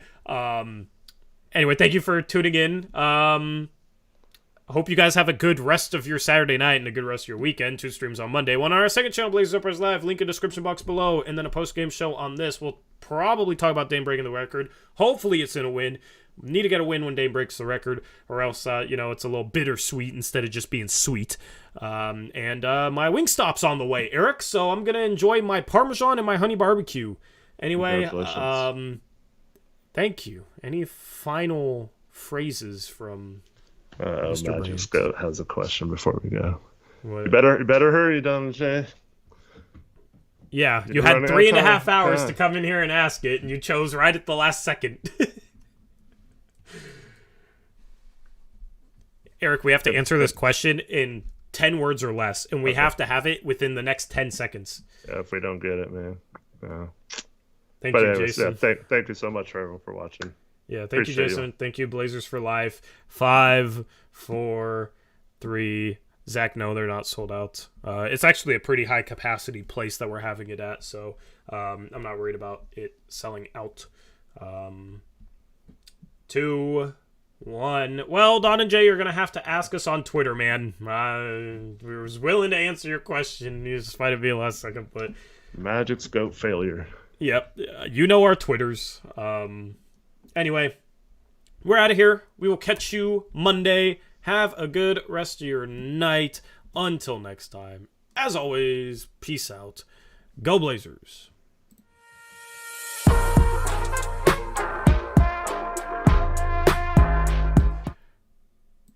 Wait, never mind. He donoed, so I'll answer it. How do you expect us to play with GP2 coming in? Says Donna J. Tor with the 250 rupee dono. Eric, how do you expect us to play with GP2 coming in? We're going to dominate on defense. Thank you for making it a dono. That's why it took extra long, so I felt like I should come back and answer it. We're never ending the stream. I expect our defense to hopefully be average is where I'm at. But yeah, so GP2... At this point, I'd be happy with like 12 to 15 having a good point of attack defender.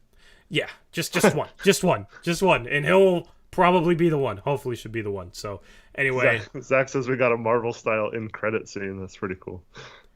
Yep. I had more than anyway, we're really out of here. Have a good rest of your weekend. Thank you for the dono, Don and Jay. And we'll catch you on Monday. Until then, once again, as always, peace out.